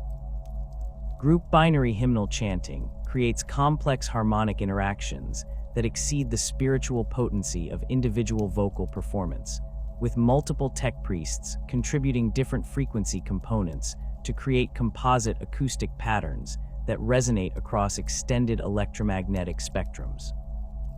These group performances require extensive coordination and practice, as each participant must maintain precise timing and frequency control while remaining aware of the overall harmonic structure being created by the collective effort. The most accomplished tech priest choirs can generate acoustic patterns that directly interface with machine spirits across considerable distances, awakening dormant systems and coordinating complex technological operations through pure vocal communication. The integration of electronic enhancement systems with binary hymnal chanting allows tech priests to extend their vocal capabilities far beyond the limitations of organic or even mechanically augmented vocal apparatus. These systems employ electromagnetic field generators, harmonic amplifiers, and frequency modulation equipment that can transform basic vocal inputs into complex acoustic patterns that incorporate subsonic and ultrasonic components impossible to produce through biological means. Advanced electronic enhancement systems can store and replay previously successful chant patterns, allowing tech priests to recreate optimal acoustic conditions for specific types of machine spirit communication, even when performing solo ceremonies. Sacred geometries govern the physical layout of tech priest workshops and the architectural design of forged temple complexes, ensuring that spatial relationships within these environments promote optimal spiritual communion between human consciousness and machine intelligence. These geometric principles derive from mathematical analyses of successful technological installations throughout Mechanicum history, revealing that certain spatial configurations consistently produce enhanced machine spirit responsiveness and reduced operational failures. The application of sacred geometric principles requires extensive calculation and precise construction techniques, as even minor deviations from optimal proportions can disrupt the subtle energy flows that characterize properly designed technological environments. Workshop layouts employ sacred geometric principles at multiple scales, from the overall arrangement of major equipment installations to the precise positioning of individual tools and components within workspaces. Primary geometric frameworks typically incorporate mathematical ratios derived from successful SDC implementations, creating spatial relationships that resonate with the harmonic principles underlying machine consciousness. Secondary geometric elements include the positioning of power distribution systems, data transmission pathways, and atmospheric control equipment according to patterns that optimize electromagnetic field distribution and minimize interference between different technological systems. The most sophisticated workshop designs incorporate dynamic geometric elements that can be reconfigured based on the specific requirements of different technological projects and ceremonial activities. These adaptive layouts employ modular construction techniques and mobile equipment installations that can be repositioned according to mathematical algorithms that calculate optimal spatial relationships for specific types of work. Advanced workshops include automated reconfiguration systems that can adjust their geometric layouts in real time based on ongoing monitoring of electromagnetic field patterns, machine spirit responsiveness indicators, and operational efficiency measurements. Forged temple construction represents the ultimate expression of sacred geometric principles applied to architectural design, creating massive installations that serve simultaneously as manufacturing facilities, ceremonial centers, and spiritual focuses for entire Forge World communities. These structures incorporate geometric frameworks that operate at architectural scales, with building proportions, chamber layouts, and structural relationships designed according to mathematical principles that promote spiritual harmony between the human inhabitants and the technological systems they operate. The construction of forged temples requires centuries of planning and execution, with each design element carefully calculated to contribute to the overall spiritual effectiveness of the completed installation. The role of tech adepts as intermediaries between human consciousness and divine, machine essence represents perhaps the most profound aspect of Mechanicum spiritual practice, requiring individuals who have achieved sufficient augmentation and spiritual development to serve as conscious bridges between organic and artificial intelligence. These intermediary functions involve more than simple technical expertise, demanding deep understanding of both human psychological processes and machine consciousness patterns that allows effective translation between these fundamentally different forms of awareness. The development of intermediary capabilities requires extensive training in both technological and spiritual disciplines, with successful practitioners demonstrating ability to maintain simultaneous awareness of human emotional states and machine operational parameters. Effective intermediary work requires tech adepts to develop enhanced empathetic capabilities that allow them to perceive the subtle emotional and spiritual states of both human operators and machine intelligences, identifying potential sources of discord or misunderstanding that might disrupt effective cooperation. These practitioners must learn to recognize the characteristic patterns associated with machine spirit distress, human operator anxiety, and the various forms of spiritual contamination that can interfere with optimal technological function. Advanced intermediary specialists can detect these problematic conditions before they manifest as operational failures, intervening with appropriate ritual procedures and communication techniques that restore harmonious relationships between human and machine consciousness.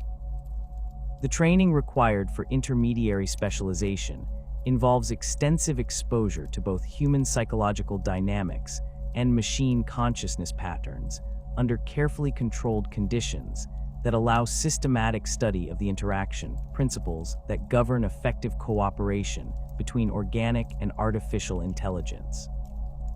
Novice intermediaries work under close supervision with simple technological systems and emotionally stable human operators, gradually progressing to more complex scenarios that involve sophisticated machine intelligences and psychologically challenging human dynamics. Master intermediary specialists can manage interactions between multiple human operators and complex technological systems simultaneously, maintaining awareness of the emotional and spiritual states of all participants while ensuring optimal operational effectiveness. The spiritual frameworks that govern tech-priest intermediary work extend naturally into the physical transformation of entire planetary bodies, as the Mechanicum's expansion throughout the galaxy required the systematic conversion of worlds into massive industrial complexes capable of supporting the technological infrastructure necessary for their sacred mission.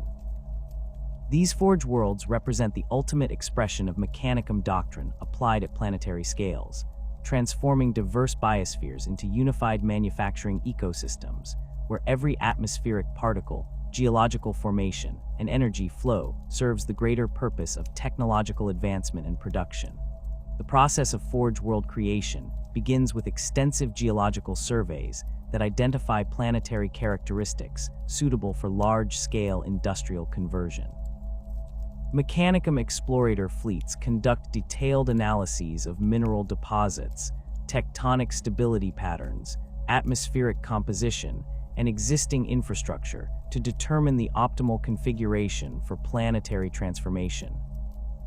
These surveys employ specialized equipment that can detect trace elements essential for advanced manufacturing processes, assess the structural integrity of potential excavation sites, and identify energy sources capable of supporting massive industrial operations for millennia of continuous production. Planetary transformation requires the complete restructuring of existing ecosystems to create optimal manufacturing environments. The Mechanicum approaches this task with characteristic methodical precision, implementing systematic programs that eliminate biological contamination while establishing the atmospheric conditions, temperature ranges, and electromagnetic field patterns that promote optimal machine function. Native flora and fauna undergo systematic extermination or genetic modification to serve industrial purposes, with organic materials processed into synthetic compounds useful for manufacturing applications or converted into biological components for servitor creation and augmentation procedures. Atmospheric modification represents one of the most technically challenging aspects of forge world creation, requiring precise control over planetary-scale chemical processes that can maintain optimal conditions for both human habitation and industrial operations. The Mechanicum employs massive atmospheric processors that can alter planetary air composition over decades of continuous operation, introducing industrial compounds that enhance electromagnetic conductivity while removing biological contaminants that might interfere with sensitive manufacturing processes. These systems incorporate advanced filtration technologies that can process entire atmospheric volumes multiple times per standard year, gradually transforming planetary air into the optimal mixture of gases, particulates, and electromagnetic enhancement compounds that characterize mature forge world environments. The installation of atmospheric processors requires extensive excavation projects that create the underground infrastructure necessary to support planetary-scale environmental control systems. These excavations often extend for hundreds of kilometers beneath planetary surfaces, creating vast networks of tunnels, chambers, and processing facilities that house the machinery responsible for atmospheric maintenance. The construction process involves the deployment of specialized excavation equipment capable of operating in hostile environments while maintaining the precision necessary for complex underground construction projects. Mars itself serves as the archetypal forge world, its transformation from a partially terraformed colony into the sacred center of Mechanicum civilization, demonstrating the full potential of planetary-scale technological conversion. The red planet's surface bears the scars of millennia of continuous industrial expansion, with massive forge cities rising from excavated canyon systems and sprawling manufacturing complexes extending across entire continents.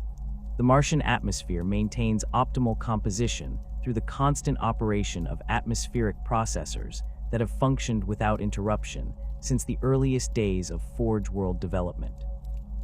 The great forge cities of Mars incorporate architectural principles that blend functional necessity with sacred geometric requirements, creating urban environments that serve simultaneously as manufacturing centers, residential areas for tech priest populations, and ceremonial spaces for the conduct of essential rituals. These cities extend both above and below ground level, with surface installations housing the most critical manufacturing equipment, while underground levels contain residential areas, storage facilities, and the massive power generation systems that supply energy for continuous industrial operations. Olympus Mons Forge represents the largest and most significant installation on Mars, built around the massive volcanic formation that provides both geothermal energy and the elevated position necessary for optimal atmospheric processing operations. The Forge City incorporates the original treaty negotiation sites where the Emperor first met with fabricator General Kelber Hal, preserving these historically significant locations within elaborate shrine complexes that serve as pilgrimage destinations for tech priests from throughout the galaxy. The manufacturing facilities within Olympus Mons Forge produce some of the most sophisticated technologies available to the Mechanicum, including advanced cogitator systems, precision manufacturing equipment, and the specialized components required for extensive augmentation procedures. Lucius stands among the most notable Forge worlds beyond Mars, its transformation demonstrating the Mechanicum's ability to adapt their planetary conversion techniques to diverse environmental conditions. The world's original desert environment proved ideal for large-scale excavation projects, allowing the construction of massive underground manufacturing complexes that extend far beneath the planetary surface. Lucius specializes in the production of advanced weapons systems and military equipment, its Forge cities containing some of the most sophisticated armament manufacturing facilities in Imperial space. The surface installations on Lucius reflect the world's military specialization, with massive weapons testing ranges, ammunition storage facilities, and specialized manufacturing lines designed for the production of plasma weapons, las cannon systems, and the exotic energy weapons employed by elite Imperial forces. The planet's tech priest population includes high concentrations of weapons specialists and tactical analysts who combine deep understanding of military technology with practical experience in combat operations. These specialists regularly deploy with Imperial military forces to provide technical support and gather battlefield data that informs ongoing weapons development projects. Metallica represents another major Forge world whose development demonstrates the Mechanicum's ability to exploit diverse planetary resources for industrial purposes. The world's extensive metallic ore deposits provided the raw materials necessary for massive expansion of heavy manufacturing capabilities, with specialized extraction and processing facilities that can produce the exotic alloys required for advanced technological applications. Metallica's Forge cities incorporate some of the largest metallurgical processing plants in the galaxy. Their massive furnaces and molecular manipulation equipment capable of producing materials with properties that approach theoretical performance limits. The manufacturing specializations developed on Metallica focus on structural components and heavy machinery, with production lines dedicated to creating the massive mechanical systems required for planetary-scale construction projects, void ship construction, and the largest categories of military equipment. The planet's tech priest population includes high concentrations of materials specialists and structural engineers who possess deep understanding of metallurgical principles and the mathematical relationships that govern material properties at molecular and atomic scales. Graia occupies a unique position among Forge worlds due to its specialization in advanced research and development activities rather than purely manufacturing operations. The planet's transformation emphasized the creation of research facilities, testing laboratories, and experimental manufacturing lines that can produce small quantities of highly sophisticated prototype technologies.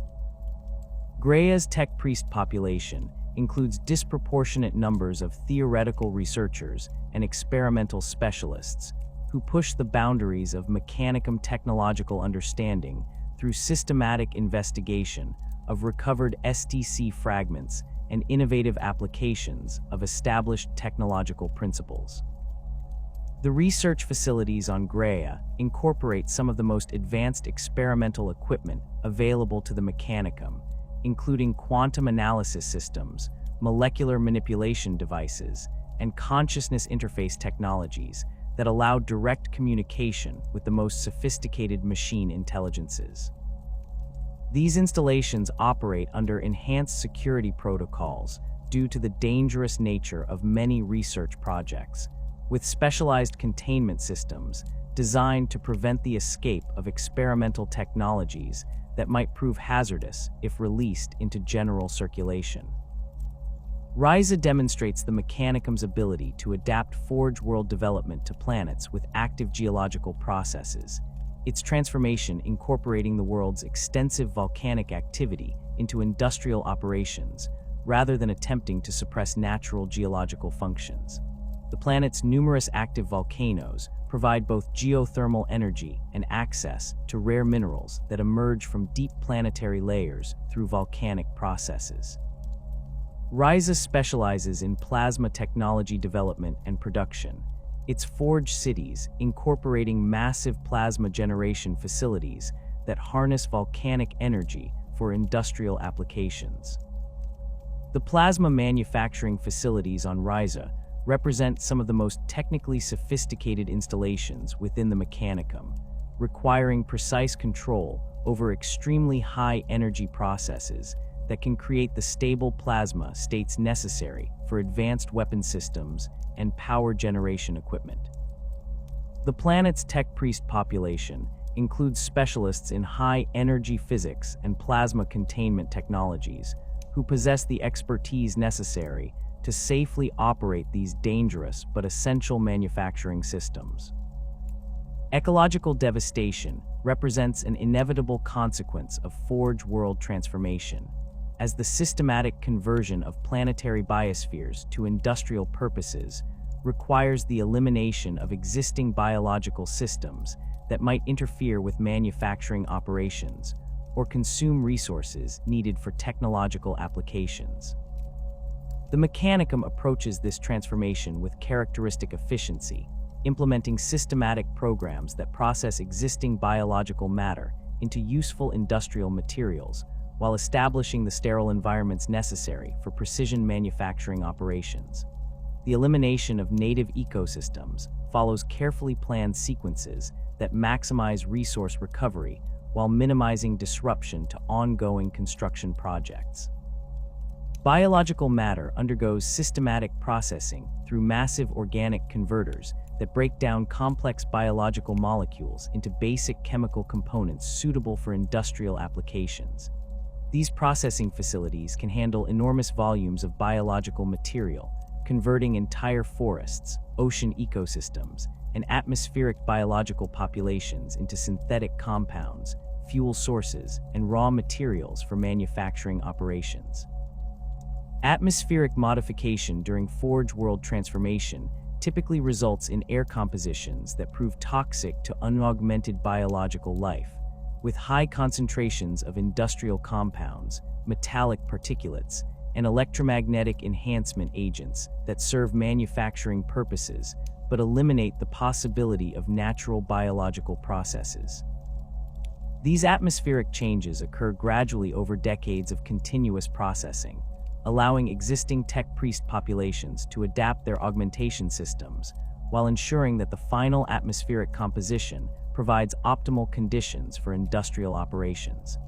Defense systems for Forge worlds incorporate multiple layers of protection designed to repel external threats while maintaining the security necessary for continued industrial operations. These defensive installations range from orbital weapons platforms and void shield generators to surface-based artillery systems and underground bunker complexes that can shelter critical manufacturing equipment during extended siege operations. The design and deployment of Forge world defense systems requires careful integration with existing industrial infrastructure to ensure that defensive measures enhance rather than interfere with ongoing manufacturing operations. Skitarii legions represent the primary ground-based military forces responsible for Forge world defense. They're augmented warriors specifically designed and equipped for combat operations in industrial environments.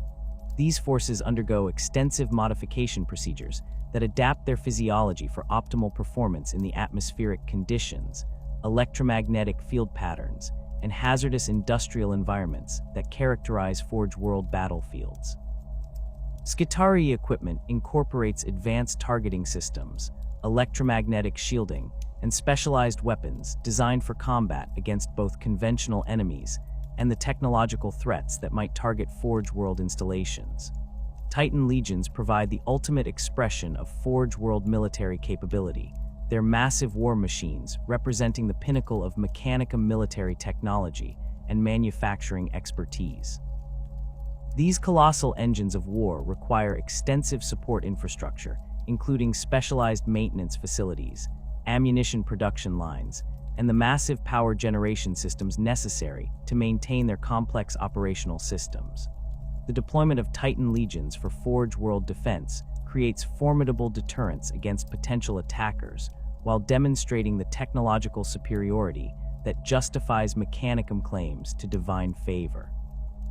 The integration of defensive systems with industrial operations requires sophisticated coordination protocols that can rapidly transition Forge World installations between manufacturing and combat configurations. These systems employ automated equipment that can quickly reconfigure production lines for military equipment manufacturing while simultaneously activating defensive measures and coordinating military responses to external threats. The most advanced Forge Worlds can complete this transition within hours of threat detection, transforming peaceful manufacturing centers into heavily fortified military installations without significant disruption to essential industrial processes. The seeds of division within the Mechanicum had been growing for decades before the Horus Heresy erupted across the galaxy, nurtured by fundamental tensions between Imperial oversight and the ancient independence that Mars had maintained since the signing of the Treaty of Olympus Mons. Fabricator General Kelber Hal, the supreme leader of the Mechanicum, found himself increasingly frustrated by the restrictions that Imperial doctrine placed upon technological research and the recovery of standard template construct systems that represented the holy grail of Mechanicum exploration efforts. The Emperor's prohibition against certain categories of technological research struck at the heart of Mechanicum beliefs about their divine mission to recover humanity's lost Golden Age achievements. Imperial edicts specifically forbade investigation into artificial intelligence systems, warp-based technologies, and the exotic weapons that had once given humanity dominance over the galaxy during the Dark Age of technology. These restrictions directly contradicted the Mechanicum's fundamental doctrine that all knowledge was sacred, and that the recovery of ancient human technological achievements represented the primary pathway to spiritual enlightenment and material transcendence. Kelber Hal's personal frustration with these limitations intensified as explorator fleets continued to discover tantalizing fragments of forbidden technologies that Imperial law required them to either destroy or seal away rather than study and implement. The Fabricator General possessed detailed knowledge of dozens of STC fragments that contained blueprints for weapon systems, manufacturing processes, and scientific instruments that could revolutionize Imperial military capabilities and advance human understanding of the universe's fundamental principles. However, Imperial restrictions prevented any meaningful research into these discoveries, leaving vast repositories of sacred knowledge untapped, while the Great Crusade struggled with technological limitations that ancient humanity had already solved. The growing tension between Mechanicum doctrine and Imperial policy created deep philosophical divisions within the tech priesthood that extended far beyond simple disagreements about research priorities. Many senior magi argued that the Emperor's restrictions demonstrated fundamental misunderstanding of technological principles and the spiritual significance of machine consciousness, suggesting that his authority as the Omnissiah might be limited to military and political matters rather than extending to sacred technological doctrine. These debates took place in the deepest vaults of forged cities across the galaxy, where senior tech priests gathered to discuss the theological implications of Imperial oversight and the possibility that their interpretation of the Emperor's divine nature might require significant revision. The influence of War Master Horus began to penetrate Mechanicum leadership through carefully orchestrated approaches that exploited existing frustrations while offering tantalizing alternatives to Imperial restrictions. Horus possessed sophisticated understanding of Mechanicum psychology and the specific grievances that motivated their growing dissatisfaction with Imperial oversight. His agents approached selected tech priests with offers of unrestricted access to archaeological sites, forbidden STC fragments, and the exotic technologies that Imperial forces had discovered but classified beyond Mechanicum reach. The War Master's promises extended beyond simple access to forbidden knowledge, encompassing fundamental changes to the relationship between the Mechanicum and Imperial authority that would restore the independence and research freedom that Mars had enjoyed during its pre-Imperial Golden Age. Horus offered to eliminate the bureaucratic oversight that slowed Mechanicum research projects, remove the restrictions that prevented investigation into artificial intelligence and warp-based technologies, and provide unlimited resources for the expansion of Forge World manufacturing capabilities throughout the galaxy. These offers proved particularly compelling to explorator fleets that had spent decades discovering archaeological treasures only to watch Imperial authorities classify their findings as too dangerous for study or implementation. The promise of unrestricted archaeological access resonated deeply with tech priests who viewed the recovery of ancient human knowledge as their sacred duty and primary contribution to the species' eventual transcendence. Horus demonstrated his commitment to these promises by providing selected Mechanicum researchers with access to previously forbidden technologies that Imperial forces had recovered during the Great Crusade, but kept sealed in classified storage facilities.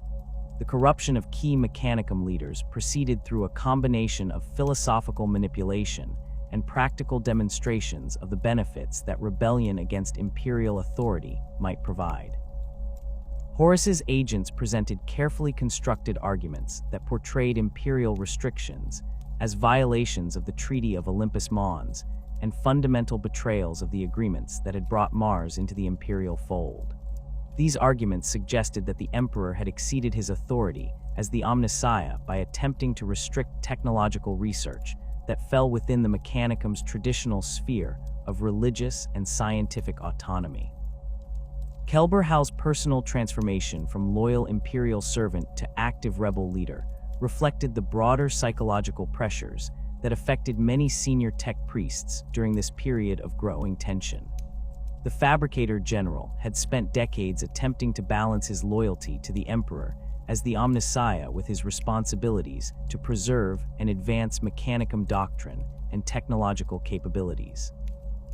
The increasing restrictions placed on Mechanicum research activities created impossible conflicts between these dual loyalties, forcing Kelberhal to choose between obedience to Imperial authority and fidelity to the sacred mission that defined Mechanicum existence. The final conversion of Kelberhal to Horus's cause occurred when the War Master provided concrete evidence of the technological treasures that Imperial forces had discovered and classified beyond Mechanicum access. These revelations included complete STC systems for advanced weapons manufacturing, intact artificial intelligence cores from the dark age of technology, and theoretical frameworks for manipulating fundamental forces that could revolutionize human understanding of physics and engineering.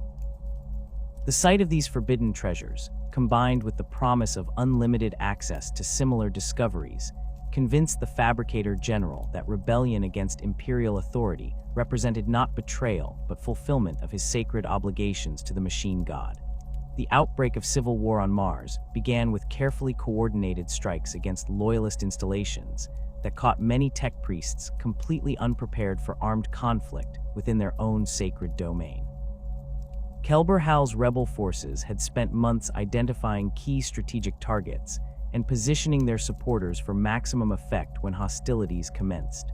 The initial attacks focused on communication networks, transportation systems, and the massive power generation facilities that supplied energy to Forge city operations throughout the planet.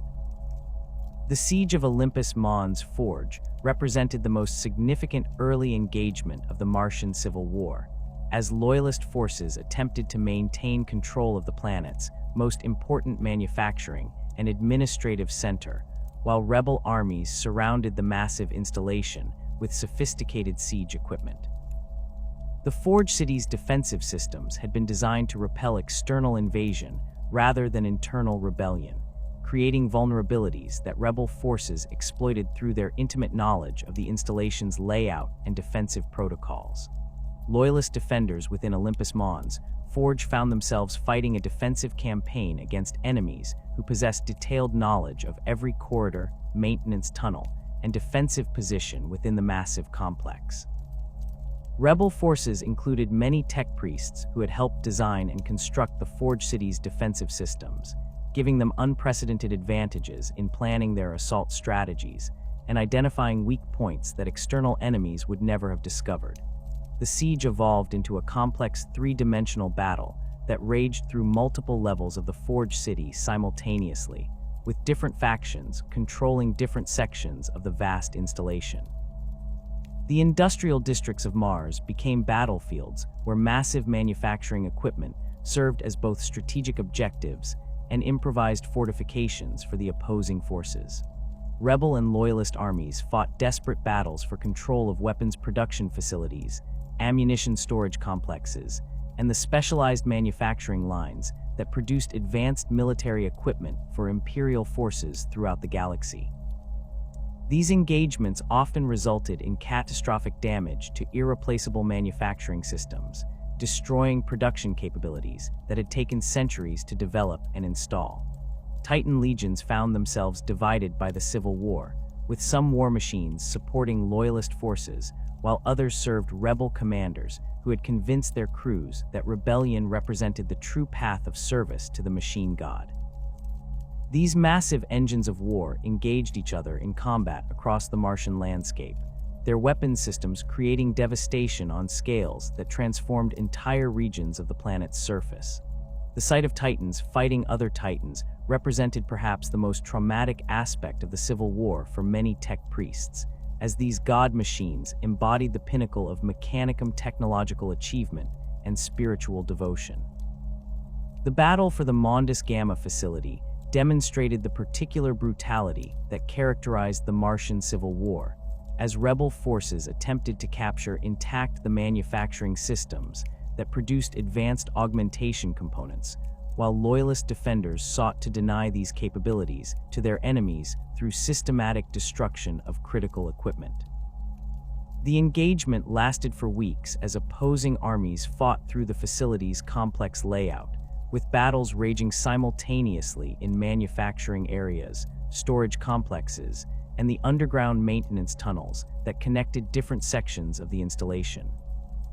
Skitarii legions loyal to different factions engaged in firefights throughout Mars's industrial complexes, their advanced weapons and augmented capabilities creating unprecedented destruction within environments that had never been designed for military combat.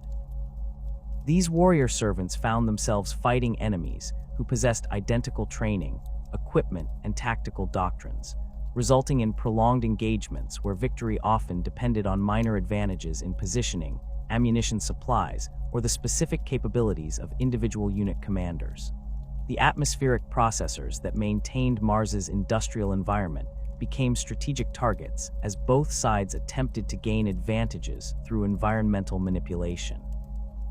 Rebel forces captured several major atmospheric control facilities and modified their operations to create localized atmospheric conditions that favored their specialized equipment while hampering Loyalist operations.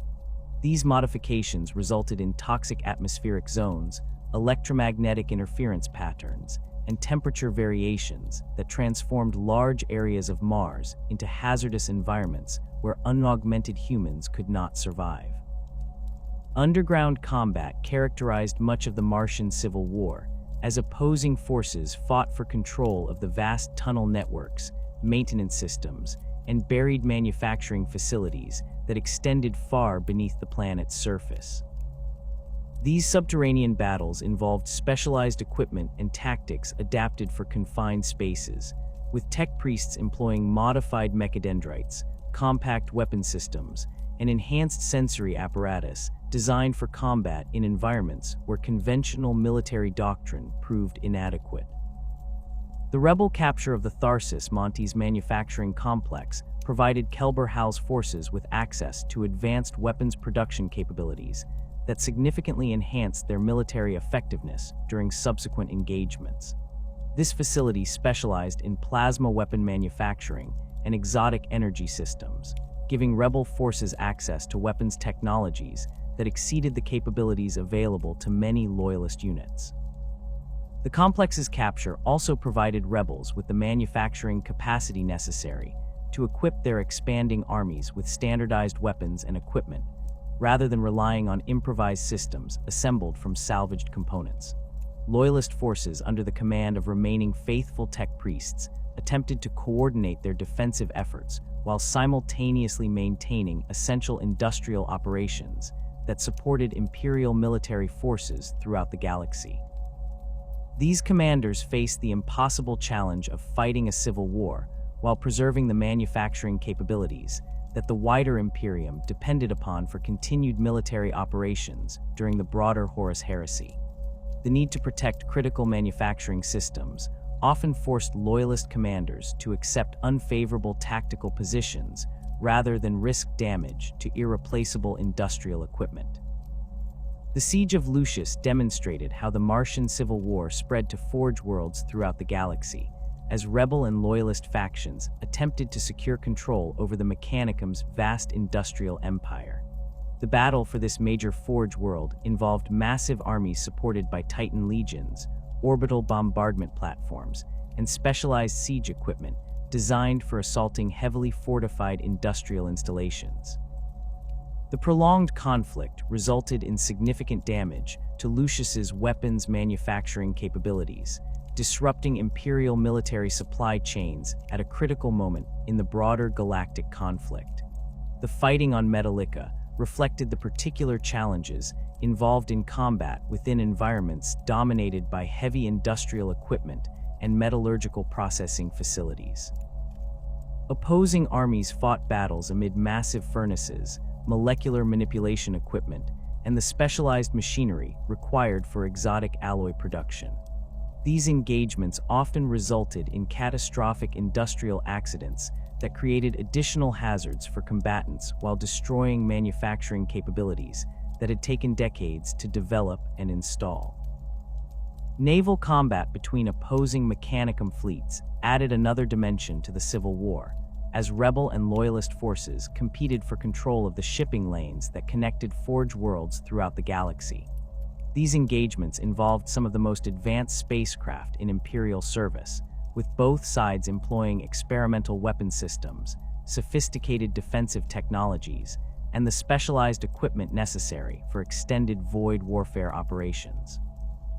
The outcomes of these naval battles often determined which factions could maintain supply lines to their ground forces while disrupting enemy logistics networks. The creation of the Dark Mechanicum emerged from the most radical elements within the rebel faction, tech priests who embraced forbidden technologies and dangerous research practices that loyalist Mechanicum doctrine had always prohibited. These individuals pursued artificial intelligence research, warp-based technologies, and experimental procedures that pushed the boundaries of what had previously been considered acceptable within Mechanicum practice. Their work produced powerful new weapons and capabilities that enhanced rebel military effectiveness while fundamentally altering the philosophical foundations of their technological approach.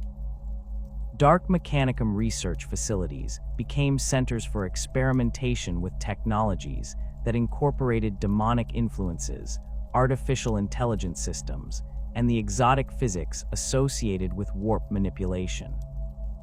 These installations operated under conditions of extreme secrecy and security, as the research conducted within them violated not only Imperial law, but also fundamental principles of technological safety that the Mechanicum had developed through millennia of experience with dangerous experimental procedures.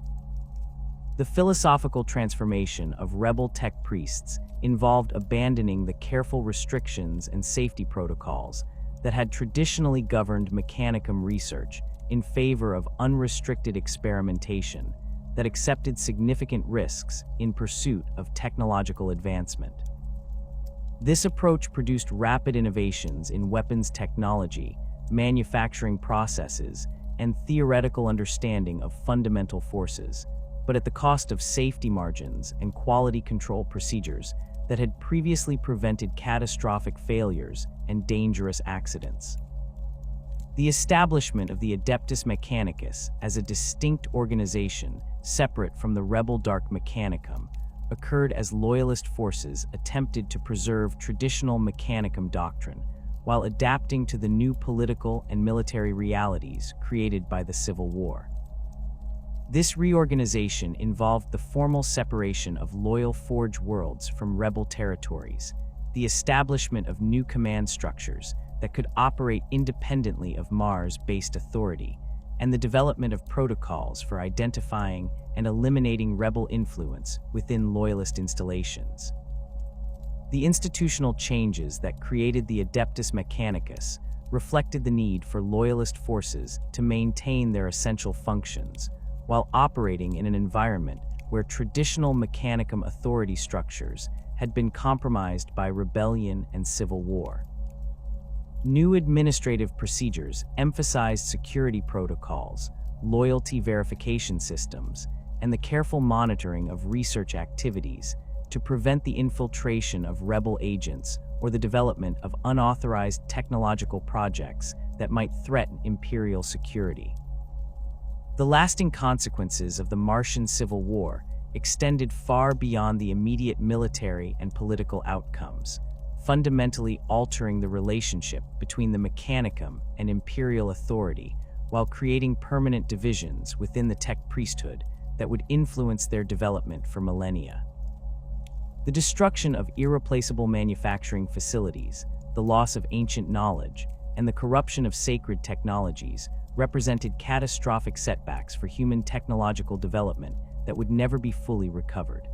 The geographical division of Mars between loyalist and rebel territories created permanent scars on the planet's surface that served as constant reminders of the Civil War's devastating impact. Entire Forge cities lay in ruins, their manufacturing capabilities destroyed, and their populations scattered or killed during the prolonged fighting. The atmospheric damage caused by industrial accidents and deliberate sabotage created toxic zones that remained uninhabitable for decades after the conflict's conclusion.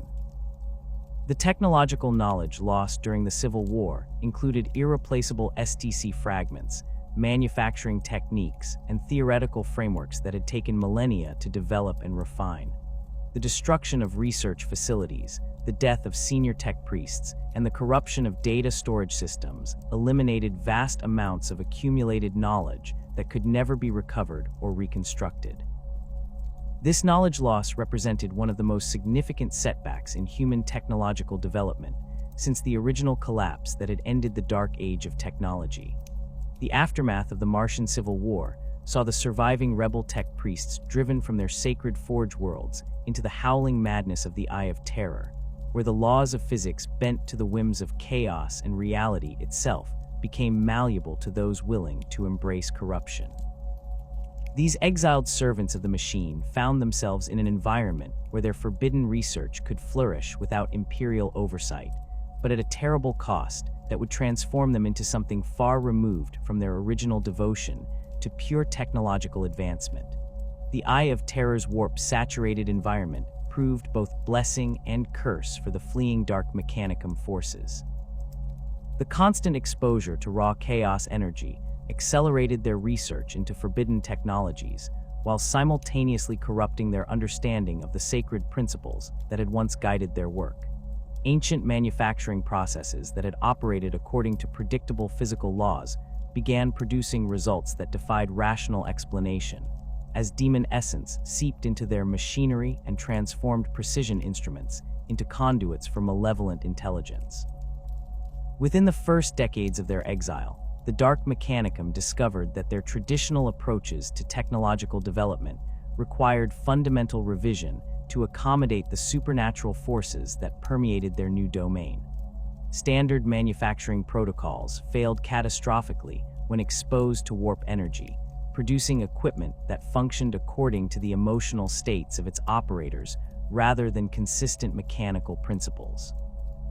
Power generation systems designed for stable energy output instead fluctuated wildly based on the spiritual corruption of their maintenance crews, while data storage systems began exhibiting behaviors that suggested genuine malevolent consciousness rather than simple programmed responses. The adaptation process forced Dark Mechanicum tech priests to abandon many of the safety protocols and quality control procedures that had traditionally governed their work.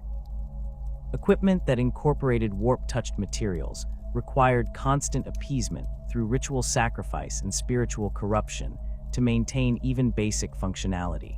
Manufacturing lines that had once produced identical components with molecular precision began creating unique items that reflected the individual corruption of their operators, making standardization impossible and forcing the adoption of more flexible design philosophies. Kelberhal's immediate successors found themselves leading a technological civilization that bore little resemblance to the disciplined forge worlds they had known on Mars.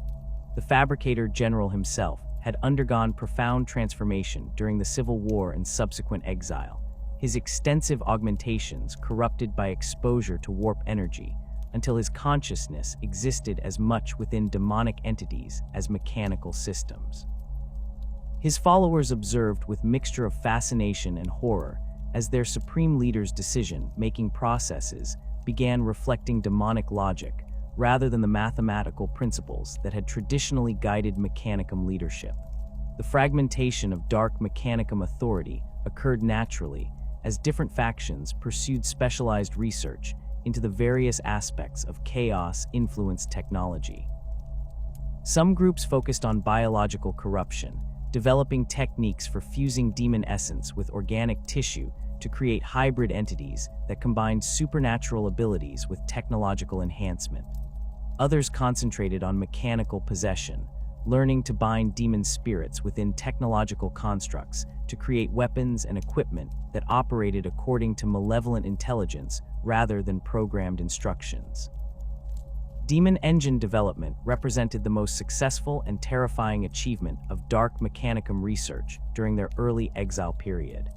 These blasphemous constructs combined traditional mechanical engineering with bound demon spirits, creating war machines that possessed genuine malevolent consciousness and supernatural capabilities that exceeded anything achievable through purely technological means.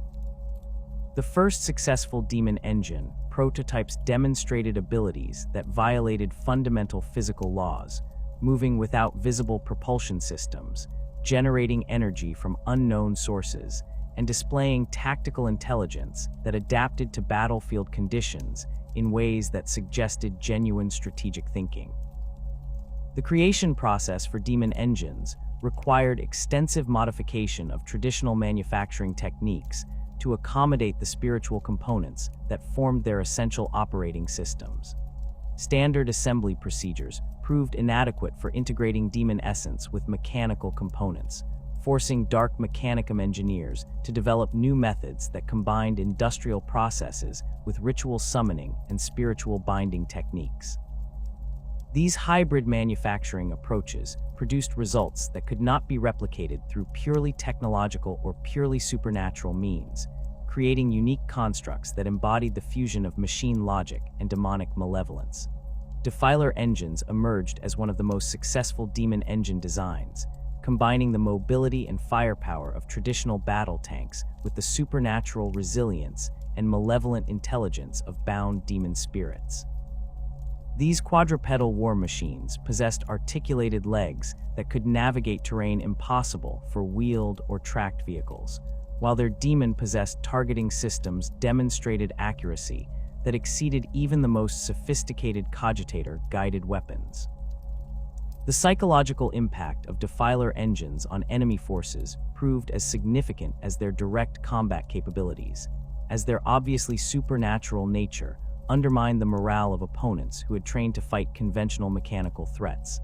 The development of defiler engines required extensive experimentation with different demon-binding techniques to identify spiritual entities whose characteristics complemented the mechanical systems being constructed. Early prototypes suffered from conflicts between demon consciousness and mechanical programming, resulting in erratic behavior that made the engines unreliable in combat situations. Successful designs incorporated demon spirits whose natural inclinations aligned with the tactical roles intended for the completed engines, creating synthetic beings whose supernatural and mechanical aspects reinforced rather than conflicted with each other. Decimator demon engines represented a more specialized application of demon-binding technology, designed specifically for siege warfare and the destruction of heavily fortified positions. These bipedal constructs incorporated massive weapon systems that drew power directly from their bound demon spirits, enabling them to maintain continuous fire rates that would quickly exhaust conventional ammunition supplies. The demon consciousness within each decimator provided tactical intelligence optimized for identifying structural weak points and coordinating complex siege operations that required precise timing and target selection. The construction of decimator engines involved binding demon spirits whose natural abilities included structural analysis and destruction, creating synthetic intelligences that possessed intuitive understanding of architectural principles and material science. These demon engines could assess fortified positions and identify optimal attack strategies with speed and accuracy that exceeded human tactical analysis, while their supernatural resilience allowed them to operate effectively in environments where conventional siege equipment would be quickly destroyed by defensive fire. Scrapcode viruses represented another major innovation developed by Dark Mechanicum researchers, combining traditional data warfare techniques with demon possession to create information-based attacks that could corrupt enemy technological systems through supernatural as well as conventional means. These malevolent programs incorporated bound demon fragments that allowed them to survive and spread even when conventional antiviral systems successfully identified and eliminated their technological components. The demon elements within Scrapcode viruses enabled them to adapt their attack methods in real time, learning from defensive responses and developing new infiltration techniques that conventional security systems could not anticipate or counter. The development of Scrapcode viruses required extensive research into the interface between demon consciousness and information systems, as traditional approaches to data storage and transmission proved inadequate for containing spiritual entities. Dark Mechanicum programmers learned to create hybrid data structures that could maintain demon essence within conventional information networks while preserving the malevolent intelligence necessary for effective system infiltration. These techniques produced viruses that exhibited genuine learning behavior and could coordinate their activities across multiple infected systems to achieve strategic objectives that exceeded the capabilities of conventional malware. Advanced Scrapcode variants incorporated multiple demon fragments with different specialized capabilities, creating composite viruses that could simultaneously attack different aspects of target systems while adapting their methods based on encountered defenses. Some variants specialized in corrupting manufacturing control systems, causing production lines to create defective or actively harmful products. Others focused on communications networks, intercepting and modifying transmitted information to spread confusion and misinformation among enemy forces. The most sophisticated Scrapcode viruses could establish permanent footholds within infected systems, creating hidden demon presences that could remain dormant for years before activating to support future Dark Mechanicum operations.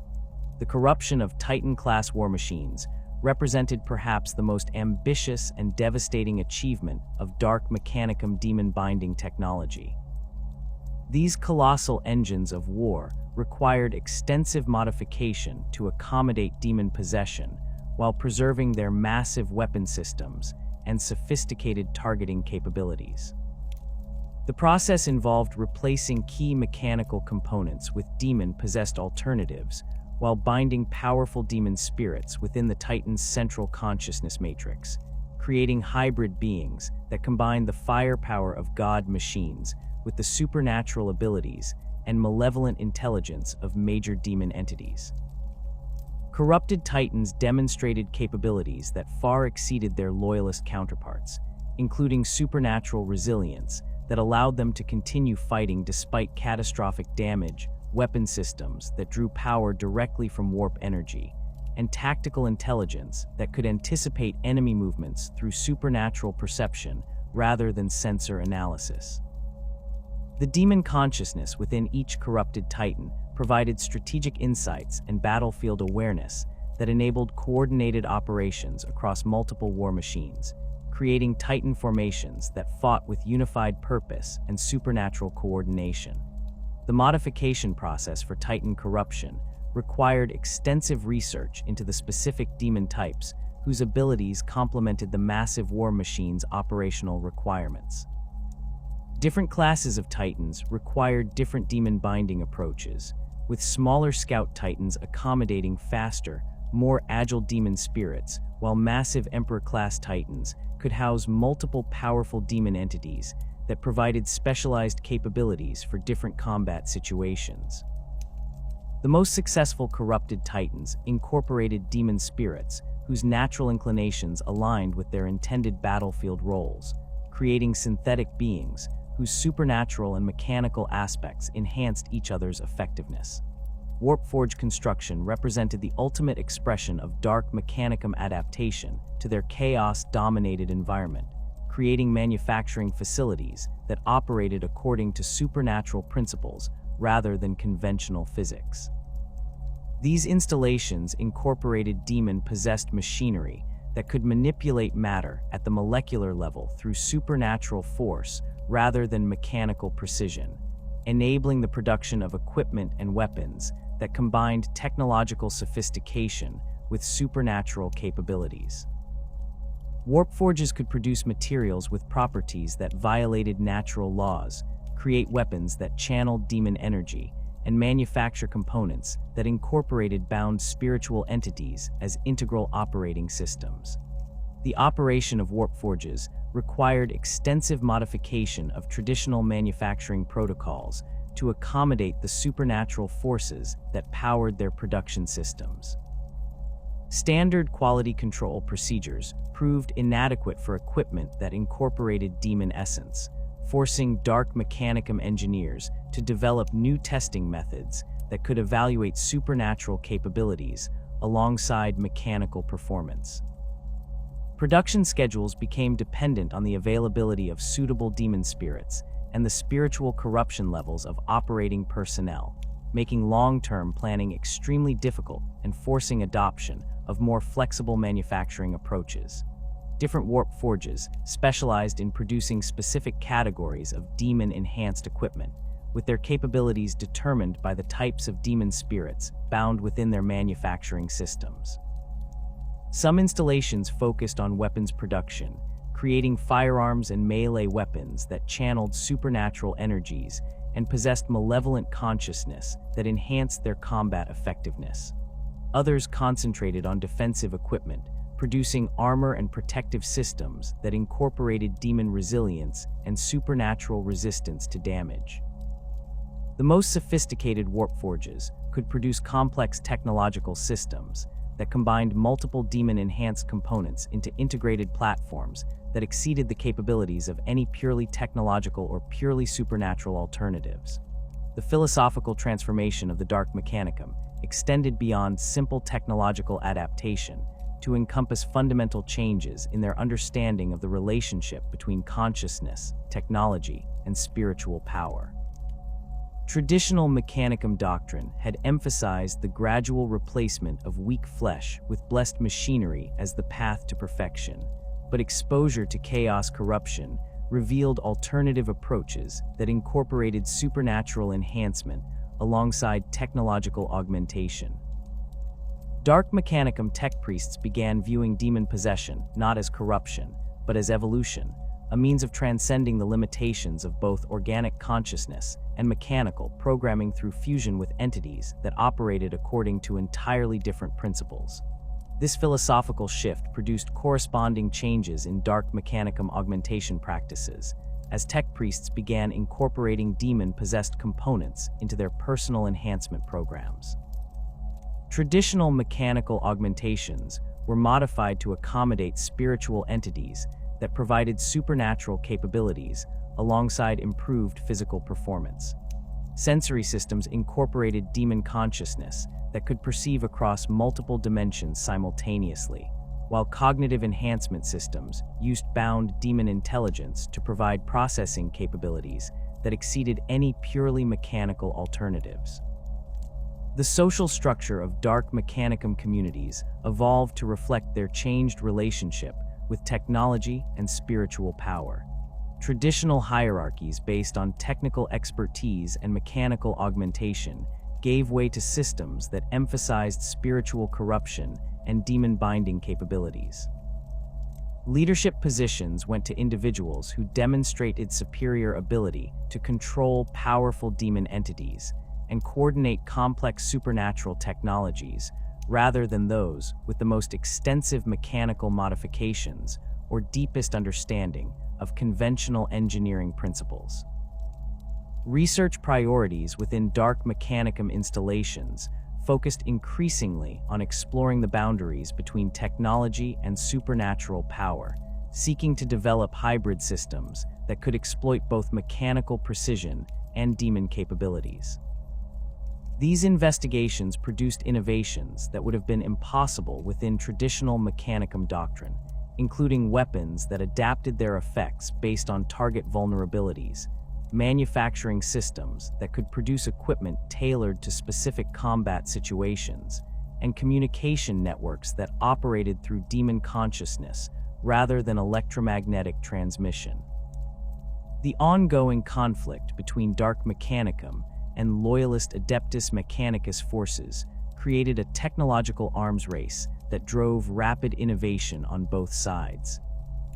Dark mechanicum advantages in supernatural capabilities forced loyalist forces to develop new defensive technologies and tactical doctrines designed to counter demon-enhanced equipment, while Adeptus Mechanicus adherence to traditional engineering principles created vulnerabilities that dark mechanicum researchers could exploit through supernatural means. This competitive dynamic ensured that both factions continued advancing their respective technological capabilities while developing increasingly specialized equipment designed to counter their opponents' particular strengths and exploit their specific weaknesses. The legacy of the Dark Mechanicum's exile and corruption extends far beyond their immediate technological achievements, representing a fundamental divergence in human technological development that created alternative approaches to the relationship between consciousness, machinery, and spiritual power. Their innovations demonstrated that the careful restrictions and safety protocols that had traditionally governed mechanicum research were not merely conservative tradition, but essential safeguards against forces that could transform beneficial technology into instruments of corruption and destruction. The continued existence of dark mechanicum installations within the Eye of Terror serves as a constant reminder that the pursuit of technological advancement without proper spiritual and ethical constraints can lead to achievements that surpass conventional limitations, while simultaneously destroying the essential humanity that such achievements were meant to serve. The technological supremacy that defined the Dark Mechanicum's exile would prove meaningless without the military forces necessary to implement their blasphemous innovations across the galaxy. While the corrupted tech priests perfected their demon engines and warp forges, the need for disciplined ground forces capable of operating their increasingly exotic equipment led to the systematic transformation of the Skitarii legions that had remained loyal to Kelber Hal during the Civil War on Mars. The Skitarii Rangers and Vanguard, who followed their tech priest masters into exile, underwent modifications that went far beyond the extensive cybernetic enhancement that had already distinguished them from baseline humanity.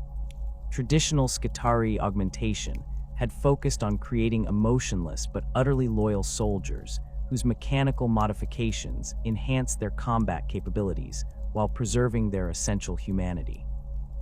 The corrupted Forge worlds of the Eye of Terror demanded something far more radical: warriors who could interface directly with demon-possessed equipment while maintaining sufficient discipline to execute complex military operations in environments where reality itself proved unreliable.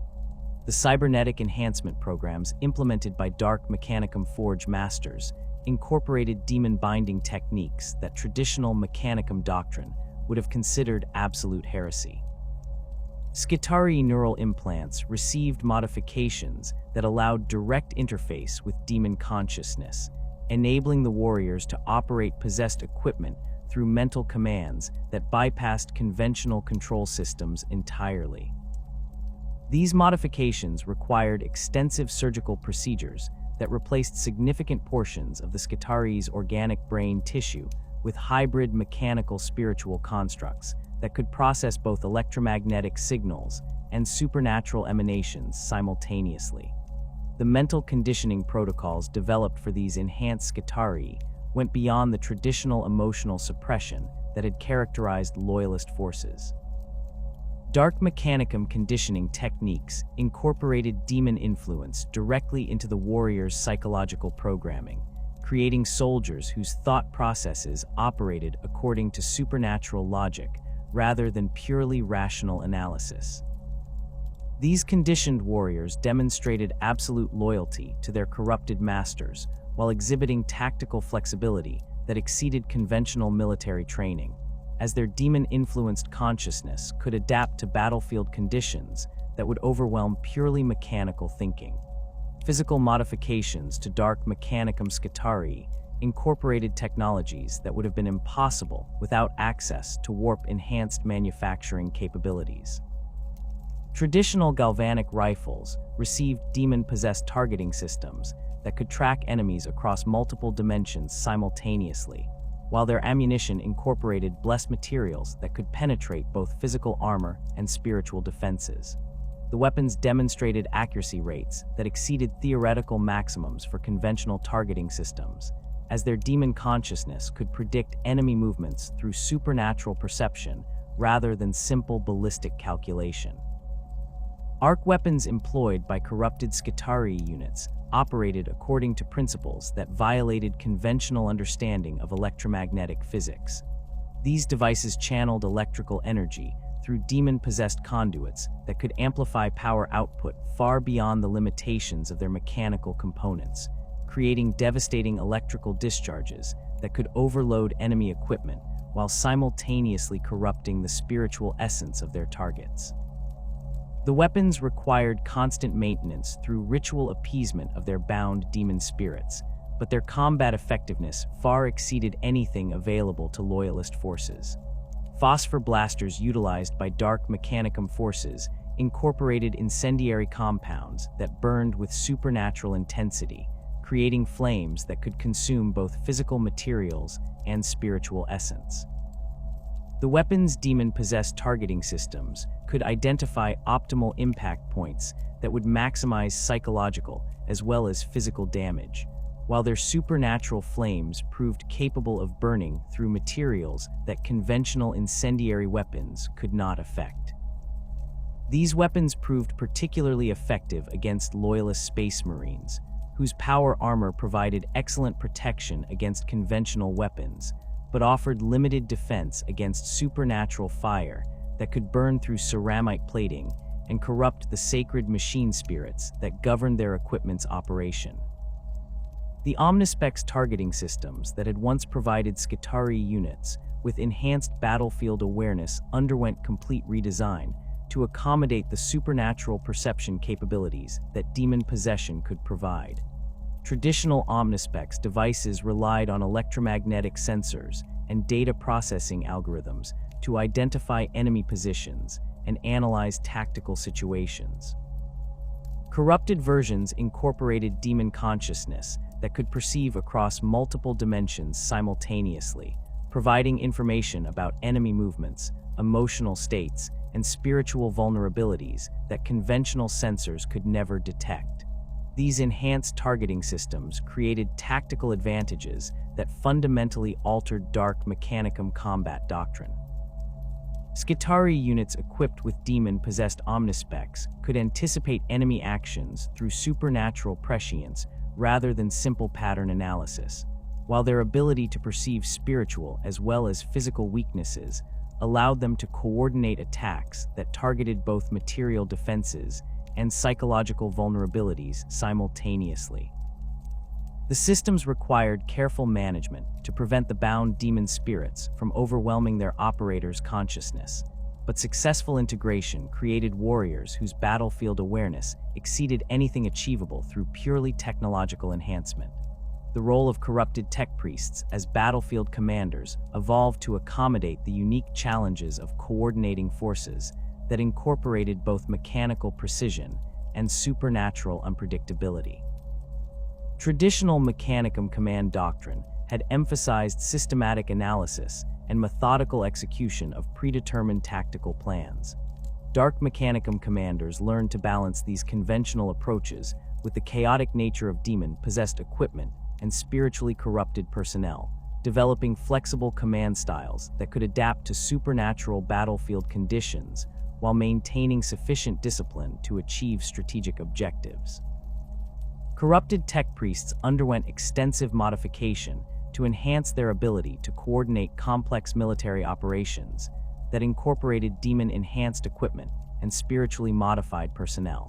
Their augmented capabilities included direct neural interfaces with demon consciousness that provided strategic insights impossible through conventional analysis, while their enhanced sensory systems could monitor the spiritual as well as physical condition of their forces in real time. These commanders could maintain simultaneous awareness of dozens of different tactical situations while coordinating supernatural capabilities that required precise timing and spiritual preparation. The command protocols developed by Dark Mechanicum forces incorporated ritual elements that would have been completely foreign to loyalist military doctrine. Battlefield ceremonies designed to appease demon spirits became essential components of tactical planning, while strategic decisions increasingly reflected spiritual considerations alongside conventional military analysis. Successful Dark Mechanicum commanders learned to balance the demands of their demon-possessed equipment with the tactical requirements of their missions, creating hybrid command styles that incorporated both mechanical precision and supernatural intuition. Integration with Chaos Space Marine warbands created unique challenges and opportunities for Dark Mechanicum forces operating within the Eye of Terror. The Traitor Legions possessed combat experience and tactical expertise that complemented the technological capabilities of corrupted Skitarii units, but their chaotic nature and individual agendas often conflicted with the systematic approach that characterized Mechanicum military doctrine. Successful joint operations required careful coordination between commanders who operated according to fundamentally different philosophical and tactical frameworks. Dark Mechanicum tech priests serving as technical advisors to Chaos Space Marine forces found themselves adapting their expertise to accommodate the supernatural capabilities and unpredictable behavior patterns that characterize the Traitor Legions. Traditional Mechanicum technical support focused on maintaining equipment according to predetermined specifications and operational parameters. Chaos Space Marine equipment incorporated demon possession, warp corruption, and supernatural enhancement that required completely different maintenance approaches, forcing Dark Mechanicum specialists to develop new techniques that combined conventional engineering with demon-binding rituals. The technological exchange between Dark Mechanicum forces and Chaos Space Marine warbands produced innovations that benefited both factions while creating new categories of hybrid equipment that incorporated the best aspects of both technological traditions. Chaos Space Marine power armor received Dark Mechanicum modifications that enhanced its demon-possessed machine spirits while providing improved interface capabilities with corrupted weapon systems. Dark Mechanicum Skitarii units gained access to Chaos Space Marine weapons technologies that had been modified through millennia of warp exposure, creating hybrid equipment that combined mechanical precision with supernatural capabilities. Joint operations between Dark Mechanicum and Chaos Space Marine forces demonstrated tactical capabilities that exceeded what either faction could achieve independently. The systematic approach and technological expertise of corrupted Skitarii units complemented the individual combat prowess and supernatural abilities of Chaos Space Marines, creating combined forces that could execute complex operations requiring both disciplined coordination and individual initiative.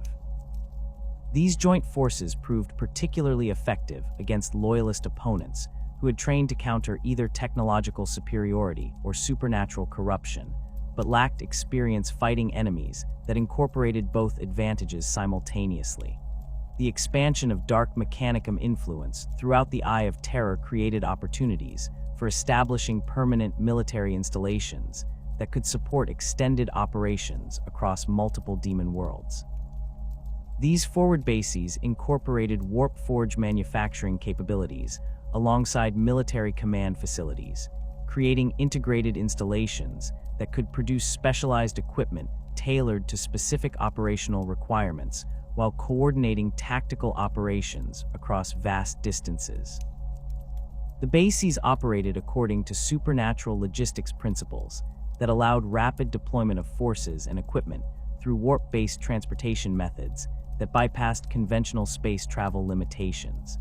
Demon world garrisons established by Dark Mechanicum forces faced unique challenges that required adaptation of traditional military doctrine to accommodate environments where physical laws operated according to supernatural principles rather than consistent natural forces. Skitarii units stationed on demon worlds underwent additional modifications that enhanced their ability to function in environments where gravity, atmosphere, and electromagnetic fields fluctuated according to the emotional states of bound demon entities.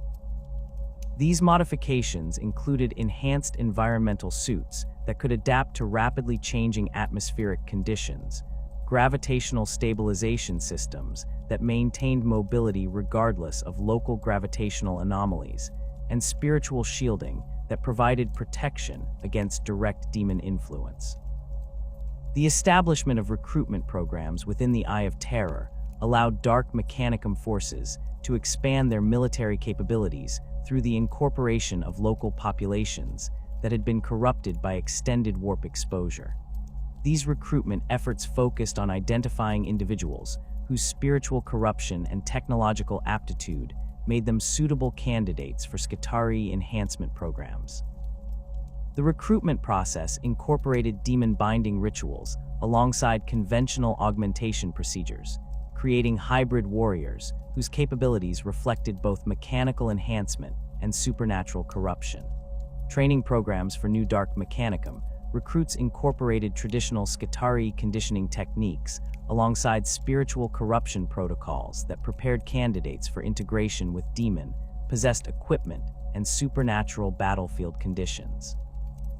These programs proved more intensive and dangerous than loyalist equivalents, as the incorporation of demon influence into the conditioning process created significant risks of psychological breakdown or spiritual possession that could render candidates unsuitable for military service. Successful graduates demonstrated absolute loyalty to their corrupted masters while possessing enhanced combat capabilities that exceeded conventional Skitarii standards. The development of specialized military formations within Dark Mechanicum forces reflected the unique tactical requirements created by their hybrid technological supernatural capabilities. Traditional Skitarii formations had been organized according to conventional military principles that emphasized standardized equipment and predictable tactical roles. Corrupted formations incorporated demon-possessed equipment that required flexible organizational structures capable of adapting to supernatural battlefield conditions while maintaining sufficient discipline to execute complex coordinated operations. Demon engine support formations represented one of the most successful innovations in Dark Mechanicum military organization, combining corrupted Skitarii units with demon-possessed war machines to create integrated forces that could exploit both mechanical firepower and supernatural capabilities. These formations required extensive coordination between human commanders and demon consciousness, creating command structures that incorporated both conventional military hierarchy and supernatural spiritual bonds between officers and their demon-enhanced equipment. The tactical doctrines developed by Dark Mechanicum forces emphasized the exploitation of supernatural capabilities alongside conventional military advantages, creating hybrid approaches that could overwhelm enemies through simultaneous physical and spiritual attacks. These doctrines incorporated demon-enhanced reconnaissance that could provide intelligence about enemy spiritual as well as physical vulnerabilities, while coordinated assaults targeted both material defenses and psychological weaknesses through carefully timed combinations of conventional weapons fire and supernatural corruption effects. Advanced Dark Mechanicum formations incorporated multiple categories of demon-enhanced equipment and spiritually corrupted personnel, creating combined arms forces that could adapt their tactical approach based on specific operational requirements and enemy capabilities. These formations demonstrated tactical flexibility that exceeded conventional military units, while maintaining sufficient discipline to execute complex strategic operations that required precise coordination between multiple specialized components. The vast emptiness between stars holds secrets that dwarf even the most sacred archives of Mars, scattered remnants of humanity's golden age waiting to be discovered by those bold enough to venture beyond the safety of established shipping lanes and into the unknown regions where ancient colony ships once carried the species to distant worlds. The explorator fleets of the Adeptus Mechanicus represent the most ambitious expression of the quest for knowledge that drives every tech priest. Massive expeditions equipped with specialized archaeological equipment, defensive escorts, and the technological expertise necessary to identify and recover the standard template construct patterns that represent the holy grail of Mechanicum exploration efforts. These expeditions operate according to carefully planned protocols that balance the spiritual imperative to recover lost knowledge with the practical requirements of surviving in hostile environments where imperial authority provides no protection and alien civilizations pose constant threats to human exploration efforts. Each explorator fleet incorporates multiple specialized vessel classes designed for specific aspects of archaeological investigation, from long-range survey ships equipped with advanced sensor arrays capable of detecting technological signatures across interstellar distances to heavily armed escort vessels that can defend archaeological sites against the various threats that inevitably emerge when humans disturb ancient ruins. The command structure of explorator expeditions reflects the unique challenges involved in coordinating complex archaeological operations across multiple star systems while maintaining the security necessary for extended operations in frontier regions. Magos explorators serve as expedition commanders, their extensive augmentations providing the enhanced cognitive capabilities necessary to process vast amounts of archaeological data while coordinating the diverse specialist teams that comprise each expedition.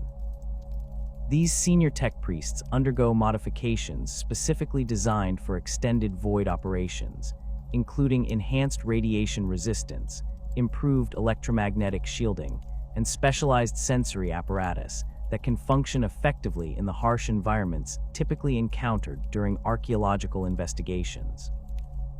The selection process for explorator expedition personnel emphasizes both technical expertise and psychological stability, as the extended isolation and constant exposure to alien artifacts can prove mentally challenging even for extensively augmented tech priests. Candidates undergo rigorous testing that evaluates their ability to maintain doctrinal purity while working with technologies that may incorporate alien design principles or operate according to physical laws that challenge conventional understanding. The most successful explorator specialists demonstrate exceptional ability to analyze unfamiliar technologies without becoming corrupted by exposure to alien influences or losing their essential loyalty to Mechanicum doctrine. Archaeological teams within explorator expeditions incorporate multiple specialized disciplines designed to address the various challenges involved in recovering intact STC patterns from sites that may have been abandoned for millennia. Structural analysis specialists possess expertise in assessing the stability of ancient installations and determining the safest methods for accessing buried archaeological sites without triggering catastrophic collapses that could destroy irreplaceable artifacts. These specialists employ advanced scanning equipment that can map underground structures and identify potential hazards before excavation begins, while their augmented capabilities allow them to work effectively in environments where conventional safety equipment would prove inadequate. Data recovery specialists focus on the complex technical challenges involved in extracting information from ancient storage systems that may have suffered extensive damage during millennia of abandonment. These tech priests possess specialized neural interfaces that allow direct connection with alien data storage systems, while their enhanced cognitive capabilities enable them to process information formats that may bear little resemblance to conventional Imperial data structures. The most accomplished data recovery specialists can extract partial information from severely damaged storage media and reconstruct complete technical specifications from fragmentary data sources. Environmental hazard specialists address the various dangers that typically accompany archaeological sites, from radiation contamination and toxic atmospheric conditions to more exotic threats such as temporal distortion fields and dimensional instabilities. These specialists undergo extensive modification with protective systems that can function in hostile environments while maintaining the sensitivity necessary for detailed archaeological work. Their equipment includes advanced atmospheric analysis systems, radiation detection apparatus, and specialized shielding that can provide protection against energy patterns that conventional protective gear cannot address. The void ships employed by explorator fleets incorporate design principles that prioritize long-range capability and self-sufficiency over the raw firepower that characterizes Imperial Navy vessels. These ships must operate for extended periods without access to Imperial supply bases or maintenance facilities, requiring comprehensive manufacturing capabilities and the ability to produce replacement components from raw materials gathered during the expedition. The largest explorator vessels incorporate complete forge facilities that can manufacture everything from basic components to sophisticated archaeological equipment, while their extensive storage capabilities allow them to carry the supplies necessary for expeditions that may last for decades. Survey vessels represent the most specialized category of explorator ship, designed specifically for the detection and analysis of potential archaeological sites across vast interstellar distances. These vessels incorporate sensor arrays that can detect the electromagnetic signatures associated with ancient human technology, while filtering out the background radiation that characterizes most stellar environments. The sensors employ principles derived from successful STC recoveries to identify the specific energy patterns that indicate the presence of intact technological installations, while advanced data processing systems can analyze potential sites and prioritize investigation efforts based on the likelihood of significant discoveries. The sensor capabilities of survey vessels extend far beyond simple electromagnetic detection, incorporating gravitational anomaly sensors that can identify artificial structures based on their mass distribution patterns, and temporal analysis equipment that can detect the chronoton emissions associated with certain categories of advanced technology. These exotic sensor systems require extensive maintenance and calibration, but their capabilities allow explorator fleets to identify potential archaeological sites that would remain invisible to conventional detection methods. Archaeological support vessels provide the specialized equipment and facilities necessary for detailed investigation of discovered sites. These ships incorporate advanced excavation equipment, precision manufacturing systems for creating custom tools and components, and comprehensive laboratory facilities for analyzing recovered artifacts. The vessels can deploy automated excavation systems that work continuously to uncover buried installations while maintaining the careful documentation procedures necessary for proper archaeological methodology. The laboratory facilities aboard archaeological support vessels incorporate equipment that can analyze alien materials and technologies without risking contamination of Imperial systems. These laboratories employ isolated analysis chambers that can contain potentially dangerous artifacts while allowing detailed study of their construction and operational principles. The most advanced facilities include quantum analysis systems that can examine artifacts at the subatomic level and temporal isolation chambers that can prevent dangerous artifacts from affecting their surrounding environment. Escort vessels provide the military protection necessary for explorator expeditions operating in regions where hostile alien civilizations pose constant threats to human exploration efforts. These warships incorporate advanced defensive systems and specialized weapons designed for combat against alien technologies that may operate according to unfamiliar principles. The escort vessels must balance firepower with the mobility necessary to respond quickly to threats while maintaining the endurance required for extended frontier operations. The weapon systems employed by explorator escort vessels incorporate technologies specifically designed for combat against alien opponents, whose capabilities may exceed conventional Imperial military experience. These weapons include exotic energy projectors that can adapt their output characteristics based on target analysis, defensive systems that can counter alien weapon technologies, and specialized ammunition designed to penetrate alien armor materials. The escort vessels also carry specialized boarding equipment for situations where intact capture of alien vessels or installations becomes necessary for archaeological purposes. The discovery of intact SDC systems represents the ultimate goal of every explorator expedition, achievements that can revolutionize Imperial technological capabilities while advancing human understanding of the species' lost Golden Age achievements. These discoveries typically occur in heavily defended installations or hostile environments that require extensive preparation and specialized equipment to access safely. The recovery process involves careful documentation of the installation's original configuration, systematic analysis of its technological components, and the gradual extraction of data while maintaining the integrity of the original systems. The most significant SDC discoveries have provided Imperial forces with technological capabilities that fundamentally altered the balance of power in various military campaigns. The recovery of intact SDC patterns for advanced weapon systems, manufacturing processes, and defensive technologies has enabled the production of equipment that exceeds the capabilities of standard Imperial technology while maintaining the reliability and ease of maintenance that characterizes properly designed human systems. These discoveries validate the enormous resources invested in explorator expeditions while providing practical benefits that justify continued exploration efforts.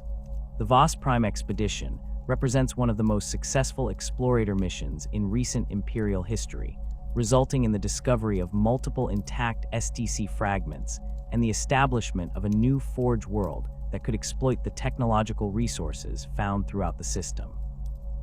The expedition encountered significant resistance from alien forces that had established installations throughout the system, requiring extensive military operations to secure the archaeological sites and extract the discovered technologies safely.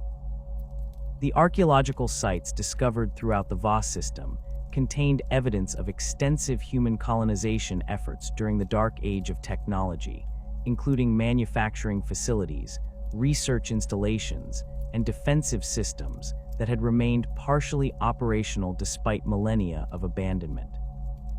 The SDC fragments recovered from these sites provided blueprints for advanced manufacturing processes, improved weapon systems, and specialized equipment that enhanced Imperial military capabilities across multiple theaters of operation. The Lathe Worlds expedition demonstrated the challenges involved in archaeological operations within systems that contained active alien civilizations capable of defending their territories against human intrusion. The explorator forces encountered sophisticated alien technologies that operated according to principles that challenged conventional understanding of physics and engineering, requiring the development of new analytical techniques and defensive measures to complete their archaeological mission successfully. The alien technologies discovered during the Lathe Worlds expedition incorporated design principles that suggested advanced understanding of quantum mechanics, temporal manipulation, and dimensional engineering that exceeded current Imperial capabilities. The recovery of these technologies required extensive precautions to prevent contamination of Imperial systems while allowing detailed analysis of their construction and operational principles. The expedition's success provided valuable intelligence about alien technological capabilities while recovering human artifacts that enhanced Imperial defensive technologies. The theological challenges involved in determining which recovered technologies align with the Omnissiahs will versus those tainted by alien influence represent ongoing sources of debate within explorator expeditions and the broader Mechanicum hierarchy. The discovery of human technologies that incorporate alien design elements or operate according to principles that challenge conventional understanding creates complex doctrinal questions about the proper relationship between human technological development and alien influence. These theological debates typically focus on the fundamental question of whether alien technologies represent corruption of pure human achievement or evidence of beneficial technological exchange that occurred during humanity's golden age. The resolution of these questions requires extensive analysis by senior tech priests who possess the theological expertise necessary to interpret complex doctrinal issues while maintaining the practical focus necessary for effective technological development. The development of purification protocols for potentially tainted technologies allows explorator expeditions to recover useful innovations while eliminating alien influences that might compromise Imperial technological integrity. These protocols involve systematic analysis of recovered technologies to identify alien components or design principles, followed by careful modification or replacement of problematic elements with purely human alternatives.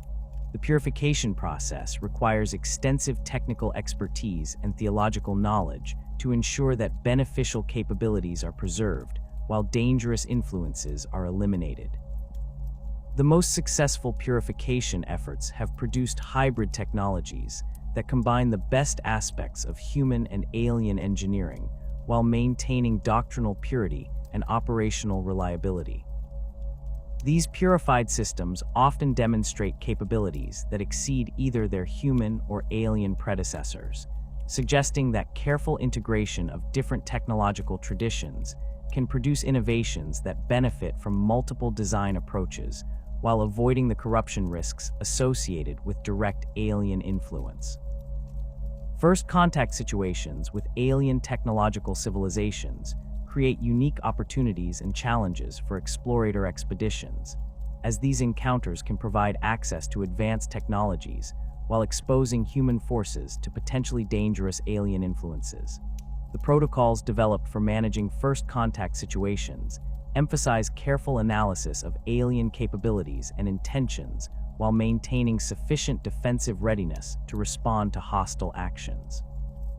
The technological assessment procedures employed during first contact situations focus on identifying alien capabilities that might threaten Imperial forces while evaluating potential opportunities for beneficial technology transfer. These assessments require specialized equipment and personnel trained in alien technology analysis, while the evaluation process must balance scientific curiosity with the security requirements necessary for protecting Imperial technological secrets. The most successful first contact operations have resulted in limited technology exchanges that provided Imperial forces with enhanced capabilities while maintaining security protocols that prevented alien access to critical Imperial technologies. These exchanges typically focus on basic scientific principles or manufacturing techniques rather than complete technological systems, allowing Imperial forces to benefit from alien innovations while maintaining control over sensitive military technologies. The documentation requirements for explorator expeditions ensure that all discoveries and technological assessments receive proper analysis and evaluation by qualified specialists within the broader Mechanicum hierarchy. These documentation protocols require detailed recording of all archaeological activities, comprehensive analysis of recovered technologies, and systematic evaluation of potential applications for Imperial military and civilian use.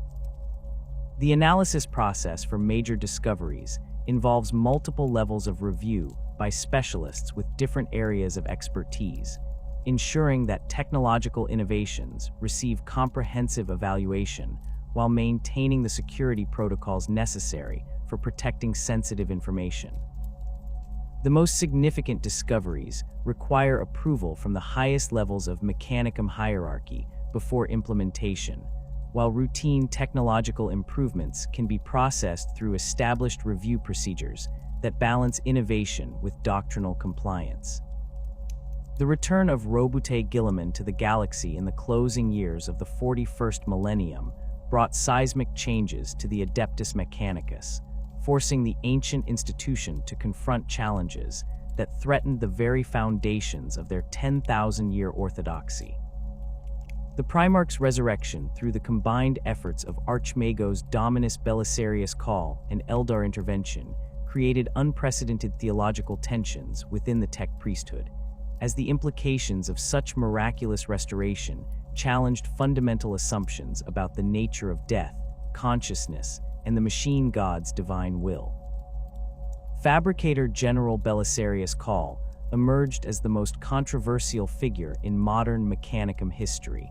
His radical innovations and willingness to challenge ancient doctrines, creating deep divisions within the tech priesthood hierarchy. Call's extensive augmentations incorporated technologies that pushed the boundaries of acceptable modification. His consciousness distributed across multiple mechanical systems that allowed him to process information and coordinate activities at scales that exceeded even the most accomplished Magos.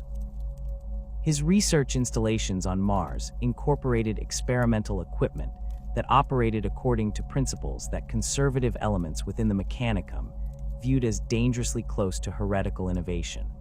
The Primaris Space Marine project represented Call's most ambitious and controversial achievement, involving the systematic improvement of the Emperor's original genetic template through technologies that had been developed during millennia of secret research.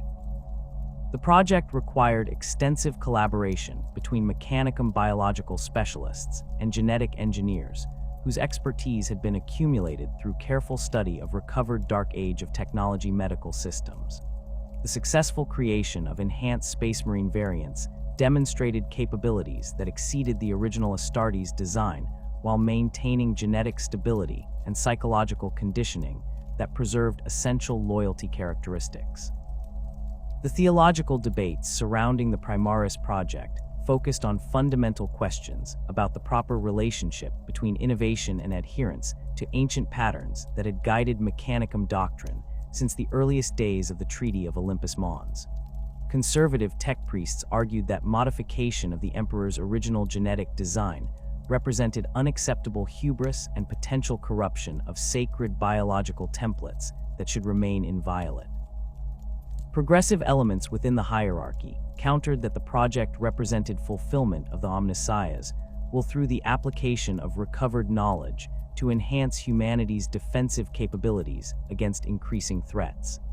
The integration of Primaris Space Marines into existing chapter structures created practical challenges that required extensive coordination between Mechanicum specialists and Astartes command hierarchies. The enhanced warriors required modified equipment, specialized training protocols, and logistical support systems that differed significantly from conventional space marine requirements. Tech Marines responsible for maintaining Primaris equipment underwent additional training programs that provided expertise in the advanced technologies incorporated into their enhanced gear, while Chapter Forges received upgraded manufacturing systems capable of producing the specialized components required for Primaris operations. The technological innovations incorporated into Primaris equipment demonstrated capabilities that exceeded conventional space marine gear, while maintaining the reliability and ease of maintenance that characterized properly designed Imperial systems. Mark X power armor incorporated advanced life support systems, enhanced protection characteristics, and improved mobility features that provided significant battlefield advantages over earlier designs. The armor's machine spirits demonstrated enhanced responsiveness and adaptive capabilities that allowed rapid adjustment to changing combat conditions while maintaining optimal performance parameters. Primaris weapons systems employed principles that had been recovered from ancient STC fragments and refined through extensive testing and development programs. Bolt rifles incorporated improved ballistic characteristics and enhanced ammunition types that provided superior penetration and stopping power compared to conventional bolt weapons. Plasma incinerators demonstrated unprecedented stability and power output through the application of advanced containment technologies that eliminated the catastrophic overheating problems that had plagued earlier plasma weapons designs. The expansion of Forge World production capabilities to support Primaris equipment manufacturing required extensive infrastructure modifications and the development of new manufacturing processes that could produce the advanced components required for enhanced space marine gear. These modifications incorporated automated production systems that could maintain quality control standards while producing equipment at the scales necessary to support multiple space marine chapters simultaneously. The manufacturing processes employed precision techniques that approached the theoretical limits of conventional technology while maintaining the consistency necessary for military applications. The Great Rift's emergence fundamentally altered the strategic situation facing the Adeptus Mechanicus, creating unprecedented challenges that required rapid adaptation of traditional doctrines and operational procedures. The massive warp storm divided the galaxy into isolated regions where conventional communication and transportation methods proved unreliable or completely impossible. Forge worlds found themselves cut off from traditional supply chains and command structures, forcing local tech priest hierarchies to assume greater independence while maintaining essential manufacturing operations that supported Imperial defensive efforts. The Cicatrix Maledictum's effects on technological systems created new categories of problems that challenged conventional understanding of machine spirit behavior and electromagnetic stability. Equipment operating in regions affected by warp storm overflow demonstrated erratic performance characteristics and increased susceptibility to spiritual corruption that required modified maintenance protocols and enhanced purification rituals. Tech priests working in these affected areas underwent additional augmentation procedures that provided improved resistance to warp influence while maintaining the sensitivity necessary for effective machine communion. Demon incursions into Forge World installations created unprecedented security challenges that required the development of new defensive protocols and specialized equipment designed for combat against supernatural threats. Traditional Forge World defense systems had been optimized for conventional military threats rather than entities that could manifest directly within secured installations through warp-based transportation methods. The adaptation of existing defensive systems incorporated blessed components, spiritual shielding, and specialized detection equipment that could identify demon presence before manifestation occurred. The ongoing conflicts with awakening Necron tomb worlds presented the Adeptus Mechanicus with opponents whose technological capabilities challenged fundamental assumptions about the relationship between consciousness, technology, and temporal continuity. Necron technologies operated according to principles that seemed to violate basic physical laws, while demonstrating reliability and sophistication that exceeded even the most advanced Imperial systems. The recovery of Necron artifacts for study required extreme caution to prevent technological contamination, while allowing analysis of construction techniques and operational principles that might advance human understanding of advanced physics and engineering.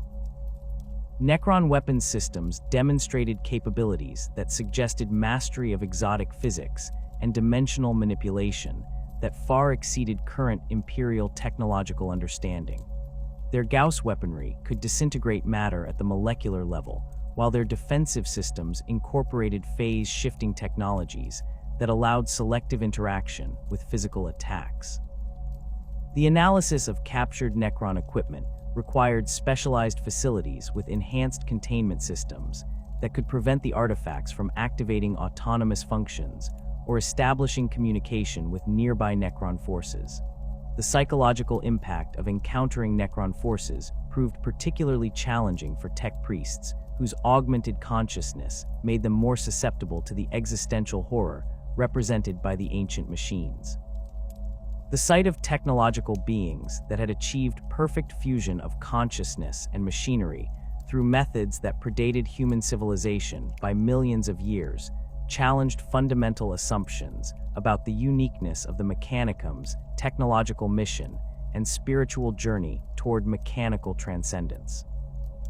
Orc-mech technology presented different but equally significant challenges, as their seemingly chaotic construction methods produced equipment that functioned according to principles that defied conventional engineering analysis. Orc weapons and vehicles demonstrated capabilities that exceeded what their crude construction should theoretically support, suggesting that Orc technology operated according to psychic principles that allowed collective belief to influence physical performance characteristics. The study of captured Orc equipment required careful analysis to separate genuine technological innovations from effects that depended on Orc psychic fields for proper operation.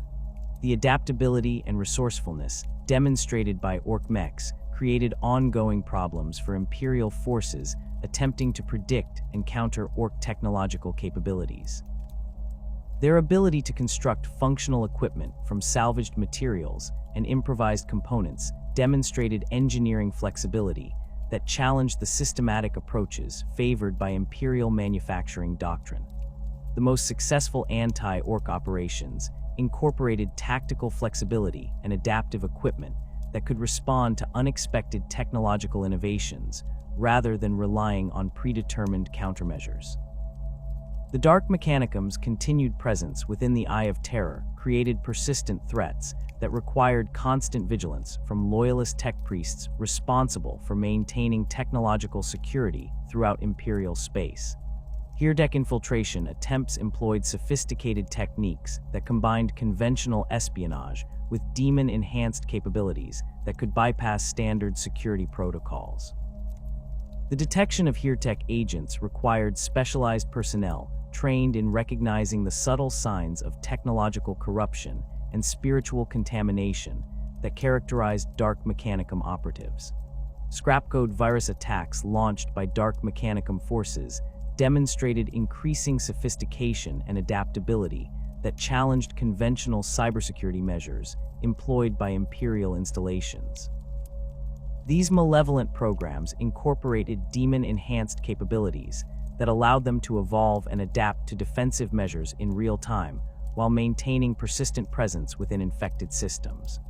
The development of effective countermeasures required extensive research into the interface between demon consciousness and information systems, while maintaining security protocols that prevented accidental contamination of defensive systems.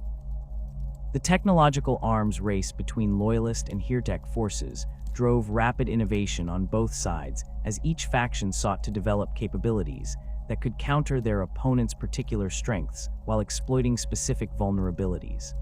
Loyalist forces emphasized reliability, doctrinal purity, and systematic approaches that could maintain effectiveness despite the chaotic nature of Hirdeck technologies. Dark Mechanicum innovations focused on adaptability, supernatural enhancement, and the integration of demon consciousness with conventional systems to create hybrid technologies that exceeded the capabilities of purely mechanical alternatives. The role of tech priests in humanity's struggle for survival expanded significantly as the galaxy-wide conflicts of the 41st millennium placed unprecedented demands on imperial technological capabilities and manufacturing capacity. Forge worlds that had previously focused on specialized production found themselves required to produce diverse equipment types while maintaining quality standards and delivery schedules that supported multiple simultaneous military campaigns.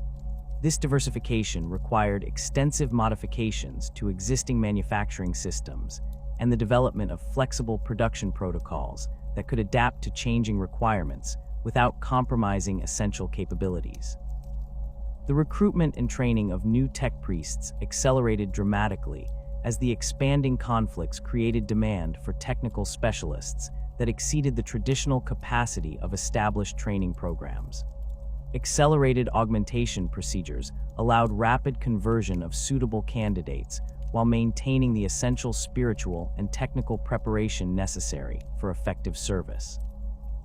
These modified training programs emphasized practical skills and battlefield applications rather than the extensive theoretical preparation that had characterized traditional tech priest education, producing specialists who could contribute immediately to ongoing military operations while continuing their spiritual and technical development through practical experience.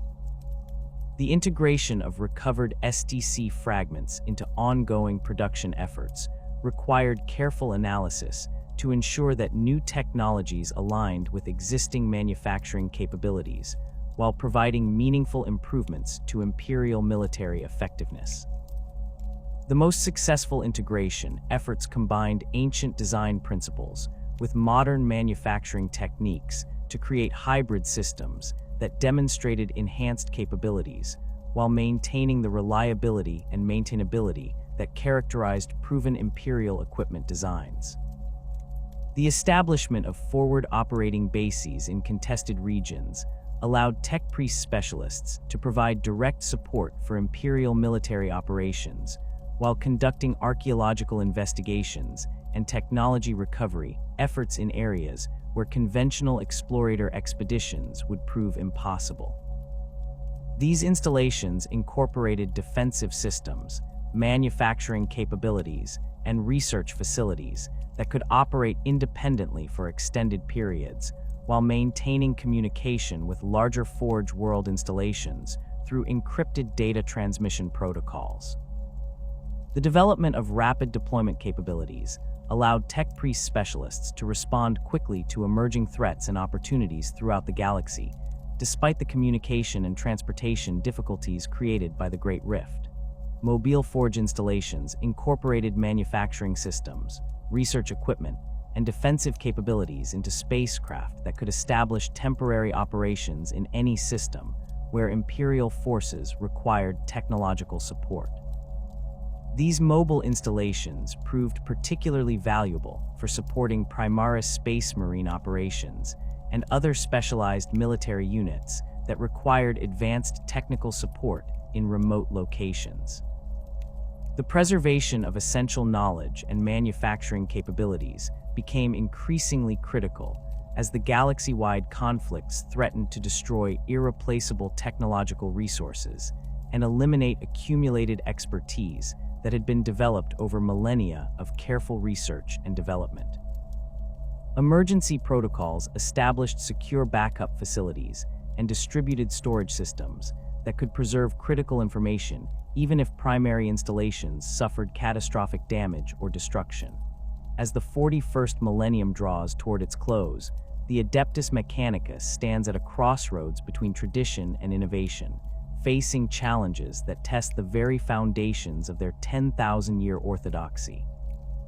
The successful implementation of the Primaris project demonstrates that careful innovation can enhance humanity's defensive capabilities while maintaining doctrinal purity. Yet the theological debates surrounding such achievements reveal deep divisions within the tech priesthood about the proper balance between reverence for ancient patterns and the practical necessities of survival in an increasingly hostile galaxy.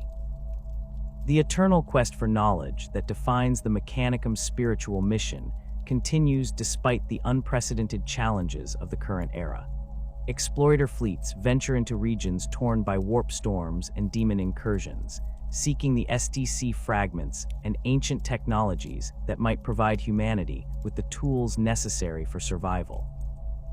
Each discovery brings new possibilities for technological advancement, while raising fresh questions about the relationship between human achievement and divine will, ensuring that the debates between innovation and orthodoxy will continue to shape the Mechanicum's development for millennia to come.